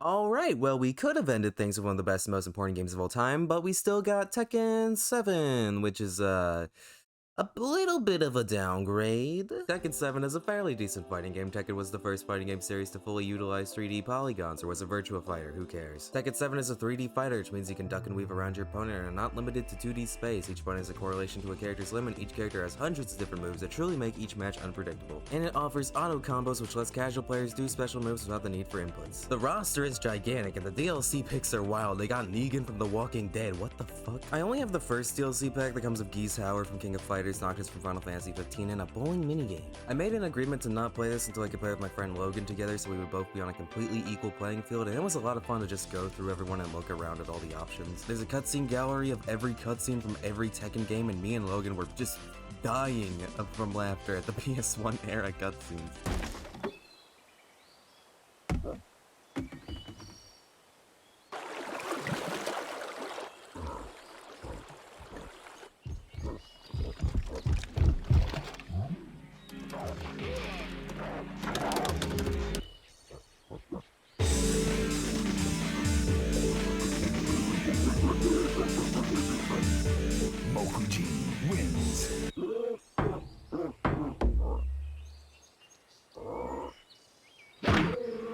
Tekken 7, it's incredibly well polished, has a ton of fun to be had, the community has proven to have a long-lasting relationship with the series, and all of that truly shows how good of a game Tekken 7 is. Kinda wish I was playing Mortal Kombat, though. Or Guilty Gear. Or Street Fighter 3 Third Strike again. Or Mark of the Wolves again. Or Lethal League Blaze. Or Rivals of Aether. Or JoJo Heritage for the Future. Or Persona 4 Arena.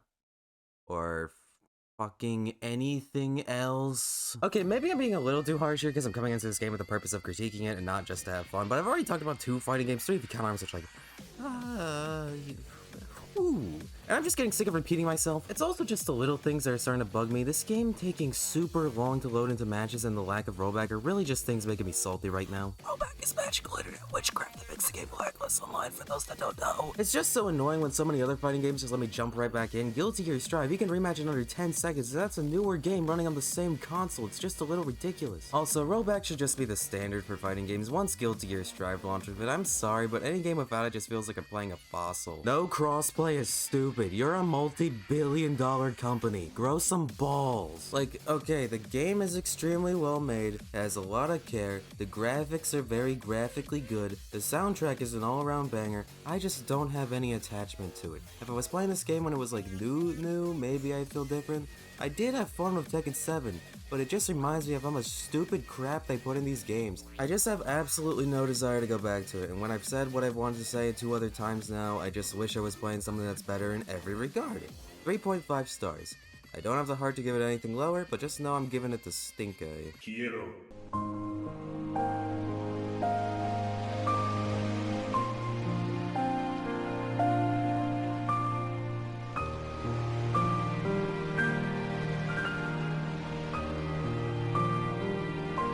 Well, we're here.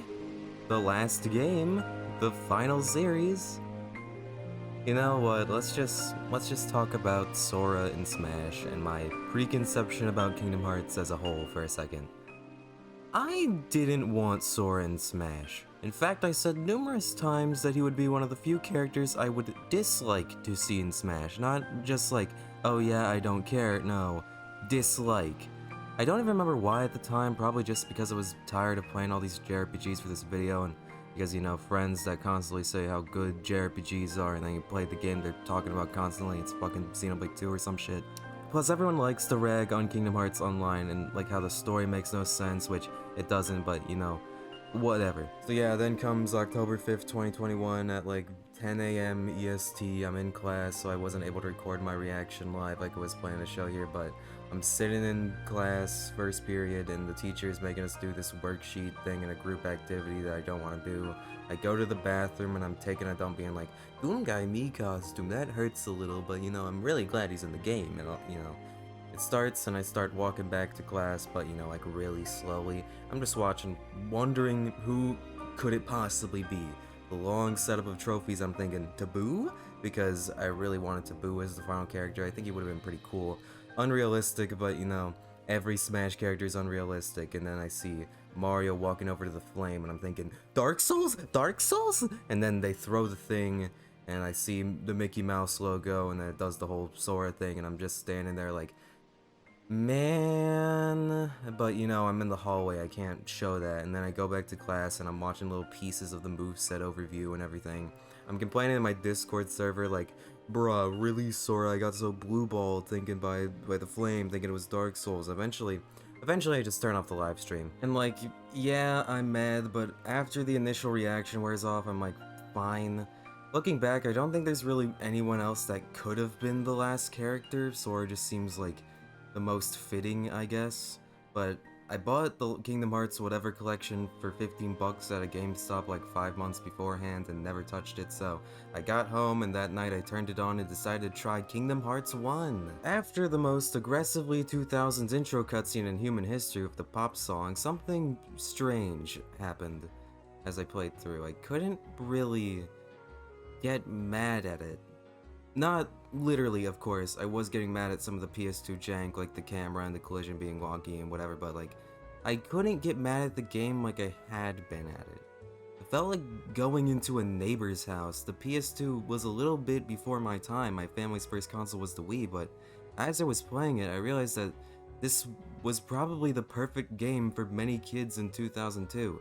If I was like 6 in 2002, I probably would have eaten this up. I don't think I would have known what I was doing or where to go, but I probably would have just walked around until I found out, like I did playing Wind Waker HD, just wandering around until I found out how to progress. Seeing all the Disney worlds and everything, like Alice in Wonderland and Hercules, movies that even if you haven't seen as a kid, you kinda know that slightly that they exist. The music is just nice. It makes me think that like, what's the difference between this and say, Zelda?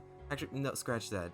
Even something like Skylanders. Just an adventure game for kids with fun characters and levels and enough content to keep a little baby kid having a good time.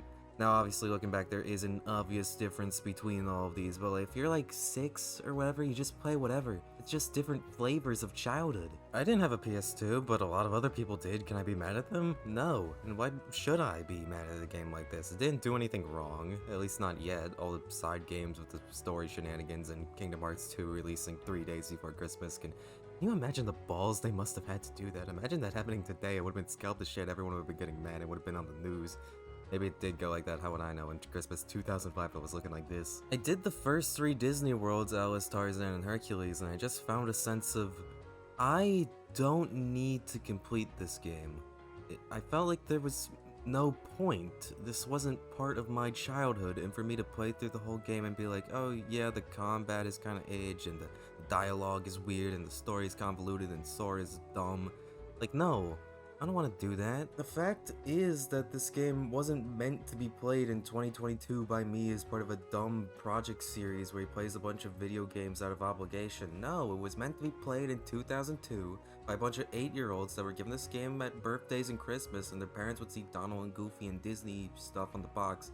The developers are going to make sure that they were going to get a good game. I'm playing a remaster, but I can see how this kind of world would be groundbreaking for the time on a technological level. Looking at the areas in first person, looking at the 101 Dalmatians, I can see how kids going from this to this just being mesmerized. If I was a kid, I probably would have spent like 7 hours just walking around Destiny Isles not knowing what to do. And you know, I think I didn't give Kingdom Hearts enough credit looking back, because after I noticed there were a lot more references to Kingdom Hearts and things than I realized before, and definitely more than I would think for just another JRPG series.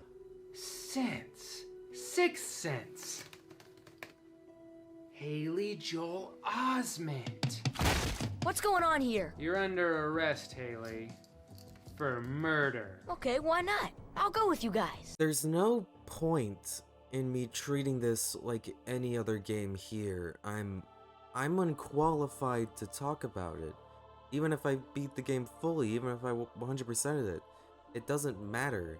The truth is of this series, this reviewing marathon, for some games I worry I'm not giving them enough credit because I'm coming in under the pretense that I'm supposed to play it and talk about it and collect footage and I have to find problems with it and give it a score and blah blah blah, but here, I don't know, this is childhood.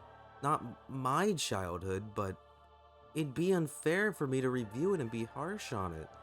And they fixed all the problems in the sequel anyway. What am I gonna say that's a new informative take? The fact is that Smash has grown so big that you're not supposed to be a fan of every series. You were never supposed to be a fan of every series. It's insane to think that Kingdom Hearts is in the game now, this series that means so much to so many people. And I could have been one of them if the cosmic dice rolled slightly differently. Who am I to say no to them? Who am I to say that this thing they liked is worse than the thing I liked? Both of these things are good. It's honestly freeing. I'm free. I'm done.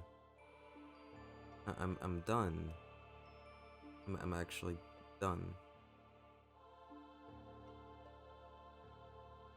Welcome to Super Smash Bros. Ultimate. I hope it's everything you've ever dreamed of and more.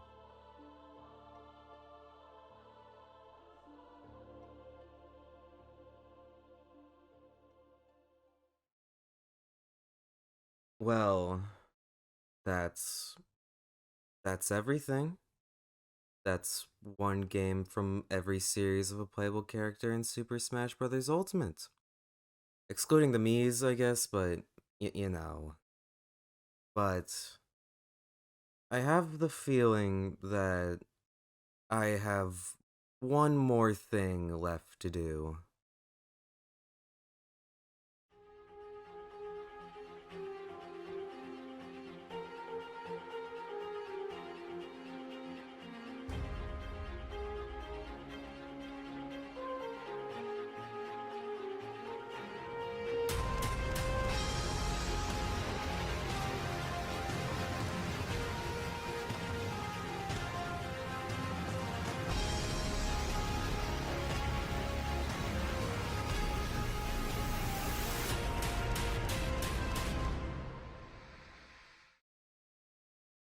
I remember when I first encountered the entity known as Smash Brothers. I must have been like 6 or 7 years old. I was browsing YouTube without parental supervision on his computer running like Windows 2003, and I saw a let's play of Brawl Subspace Emissary by the Runaway guys. I didn't know who any of these characters were besides like Mario, Yoshi, Luigi, and Sonic, but this game still captivated my young brain. It's such a weird game because its very mechanics are a subversion of traditional video games, but I still barely knew what video games were at this time. The only games I had played were like Minecraft, Wii Sports, New Super Mario Bros, Mario Galaxy, and whatever my mom could find at the store for DS that was like 20 bucks and under and had fun box art. Making this a more confusing matter to decipher was that I was watching the Subspace Emissary. I didn't know that there was an entirely different mode, let alone that this is only technically a side mode to the actual game. If you take damage, you fly further, and if you fly too far, you die. But to kid me, I remember thinking, but if this is like Mario trying to get to the end of the level, why not just take a bunch of damage and then go zoom to the end? Already, subconsciously, my love of exploits and taking games to the edge was being born. I remember playing the game myself for the first time at some random person I didn't know's house party. That kid me probably got dragged to, getting the game myself for the Wii we had but hadn't used in probably years at that point. I continued to get sucked into the world. Characters never talk to each other yet interact. Stages seemed so detailed that I could look at them for what felt like hours yet always find more weird details that I didn't know were references yet. The enemies are terrifying. I played the game on a sideways Wiimote, yet sometimes I would do moves that I didn't know how to do again. Once again, I'm beginning to wonder if there's more to this game than meets the eye. One thing that always confused little me was pausing this game. You know, any other game I had come across has the same pause setup. The game stops, you get a list of options, and you can quit out if you want to. If I wanted to quit out of a match in this game, I paused the game, and now you're in camera control mode. What a strange thing for this to be the first thing that shows up when you pause, but if you want to quit out of a match, you gotta like read this tiny text and enter a cheat code basically, and when you finally do it, you get No contest! no contest. Why not put like draw? Why no contest? A court term. Who the fuck ever says no contest? What a baffling combination of words for Kid Me to decipher. Yet, I kept playing the game even after I was done with Subspace. I played versus CPUs and did other modes I would lock at seemingly random. Also helping was the soundtrack, which is pure nostalgia. Oh my god. If we only count the original tracks and remixes as being a Smash game soundtrack, then this is still probably my favorite soundtrack of all time. A little later, when I'm like 8, I find out that there's a new Smash game in the works, and Kid Me is like, whoa. I remember being hyped for this game, and it might seem really strange to imagine an 8-year-old staying tuned for the development of a game and getting hyped for trailers revealing characters from series that I had never heard of before, but I did, and it was awesome to me. To me, it was just something I accepted because I had no idea who any of these guys were, so why would I expect to know who these were? I remember asking my mom for a Wii U, and I was probably like one of the 4 kids in the world that did that for. Mom and dad probably had to do so much research trying to figure out what the fuck this poorly marketed console even was. It was with Smash 4 that I began to play more games in general. I would ask for more games for Christmas. Whenever we would go to Walmart or Target, I would ask to go to the games section. That's how I ended up playing stuff like Pikmin 3 and Wonderful 101. Incredible games I would not fully appreciate until years later. I remember talking to my friend Adam about Smash 4 because he somehow also knew what I was talking about, and we are still friends to this day. I played Smash 4 for so many hours. It was the first time I tried playing a game that wasn't Minecraft online. For fun and for glory. I ended up gravitating towards for glory because for fun just didn't work most of the time. This generally led me to getting better at the game, not from guides, but just from me, seeing what worked, seeing what didn't, and what didn't work, I would spend way too much time seeing if it could. Played Smash 4 for a long time, up till 2016, but eventually I stopped playing the game. The fate all games share, but I would still come back to it every once in a while. I don't really remember what happened in my life in 2017, but I remember one day the Switch came out and I got it like 6 months later. Then Ultimate was announced, and I was just excited. The initial trailer being all dark and having just no clue what this game could be like. It was intriguing, but I remained kind of distant still. Then, of course, the Everyone Is Here trailer. Even rewatching it all these years later, I can still feel the goosebumps every time. It's just such a powerful trailer. It builds up with Ice Climbers and Pokemon Trainer and Ryu, and then it finally shows you Snake. Because they knew that people would know that if they got Snake, they got everyone back. That was the one character with the biggest question mark hanging over his head for the longest time. And then, of course, Ridley. Seeing people beg for Ridley for as long as I had ever known, and then seeing that they fucking did it. I genuinely didn't believe the news when I first heard it. This was the character people had wanted for fucking ever.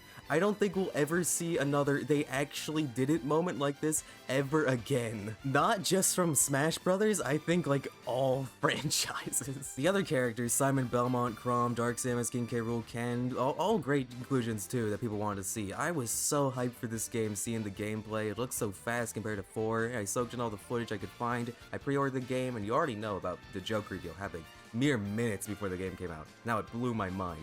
Every stage coming back, all the music, all the everything. It was so incredible to see it all. The day I got Ultimate, I played it for over 10 hours straight, only stopping because it was 2 AM and I had to go to school tomorrow. I was going through World of Light, and while other people might have unlocked the characters the fast way, I was loving collecting all the characters individually in the campaign. Every character getting their own space to breathe. It truly felt like I was unlocking these characters, which was super powerful for the ones like Cloud or Ridley or Snake or Little Mac.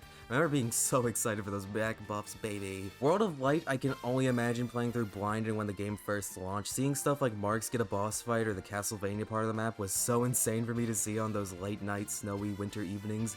I can't imagine playing through it now. Having to unlock all the characters would probably seem like a chore instead of an exciting new experience. With how long it is, I would probably end up feeling really bored. But I wasn't on those first few days. I was in heaven. I think I cried at the end after beating Galeem and Dargon. It was so powerful, dude. I love World of Light. I will always cherish those memories of playing it for the first time, but that was only the beginning. I've made so many friends off playing Smash. I've met most of my best friends from playing it. I played competitively, and while I've never gotten any top results, I'm happy with what I achieved. Smash Brothers isn't just a video game, it's a portal to opportunities you would have never experienced. Not just the games, but the friendships too. I cannot possibly understate how much my life has changed all because of that one Subspace Emissary playthrough. Chugga Conroy, Nintendo Capri Sun, and Proton John, I thank you.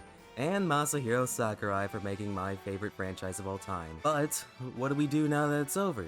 Is it over? I think there probably will be another Smash game, maybe even 10 years from now, but I don't know if I really want it.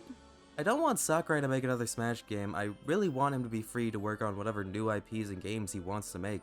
I think he's the only person that is worthy of making Smash Bros, but I want to see more of what he's capable of. Smash Brothers is so large that making a new game that has even more content than Ultimate from the ground up is basically impossible. The only reason Ultimate is as big as it is because they had Smash 4 as a base. I just don't think another game could do what Ultimate does and then some. Smash is just completed. I don't think finished or done is the right term. Completed. I'm glad we didn't get a Fighters Pass 3 because I think if it kept going on for any longer, it would have started to scrape the bottom of the barrel. Some of the later DLC characters I disagree with balance-wise in a lot of aspects. I think Sephiroth was the most perfectly designed character in Fighters Pass 2. Steve is a testament to how far Smash has come, but everything about Sephiroth just felt inspired. He just perfectly fits into the roster. Characters like Steve and Kazi are just kind of like, whoa, isn't it weird that this character is in Smash Bros? But Sephiroth just fits right in. And he also fixed Final Fantasy's representation issue. I think my one biggest complaint about Ultimate is that the spirits don't have descriptions. If I could change one thing, it would be to add descriptions to spirits. I just want to know who these characters are. I obviously know what a Bullet Bill is, but what does Nintendo have to say about Bullet Bill? The museum aspect is lost in a lot of Ultimate. I might know what all this stuff is, but what about people that are coming to Old as their first Smash game? Their first video game at that? It's a massive missed opportunity, and the one thing I'd say Smash 4 has over Ultimate. The Smash Brothers community gets hate a lot of the time, and a lot of it is warranted, but I also met some great people, and that's the best part of Smash. You got to meet people who became friends, and people you got to make fun of. I don't know if there will ever be a game with as much love in it as Smash. Of course you have things like Fortnite and whatever new popular games are circling around, but Smash was different. Smash Brothers is completed, but it's far from dead. Ultimate will be played for years to come, Melee will still survive like it always has, and the influence that Smash has radiated will live on forever. There's been entire communities, series of games that have prospered because of Smash, and the creativity will live on in other platform fighters. Or even games that just encourage good movement, or games that want a big cast of characters. Smash may be over, but the story of us, you, me, we, all of us, isn't. We all have a life ahead of us that has so much opportunity for friendship, love, creation, protection, and more. But along the way, there will be times that those friends say, "Wanna play some Smash Bros?"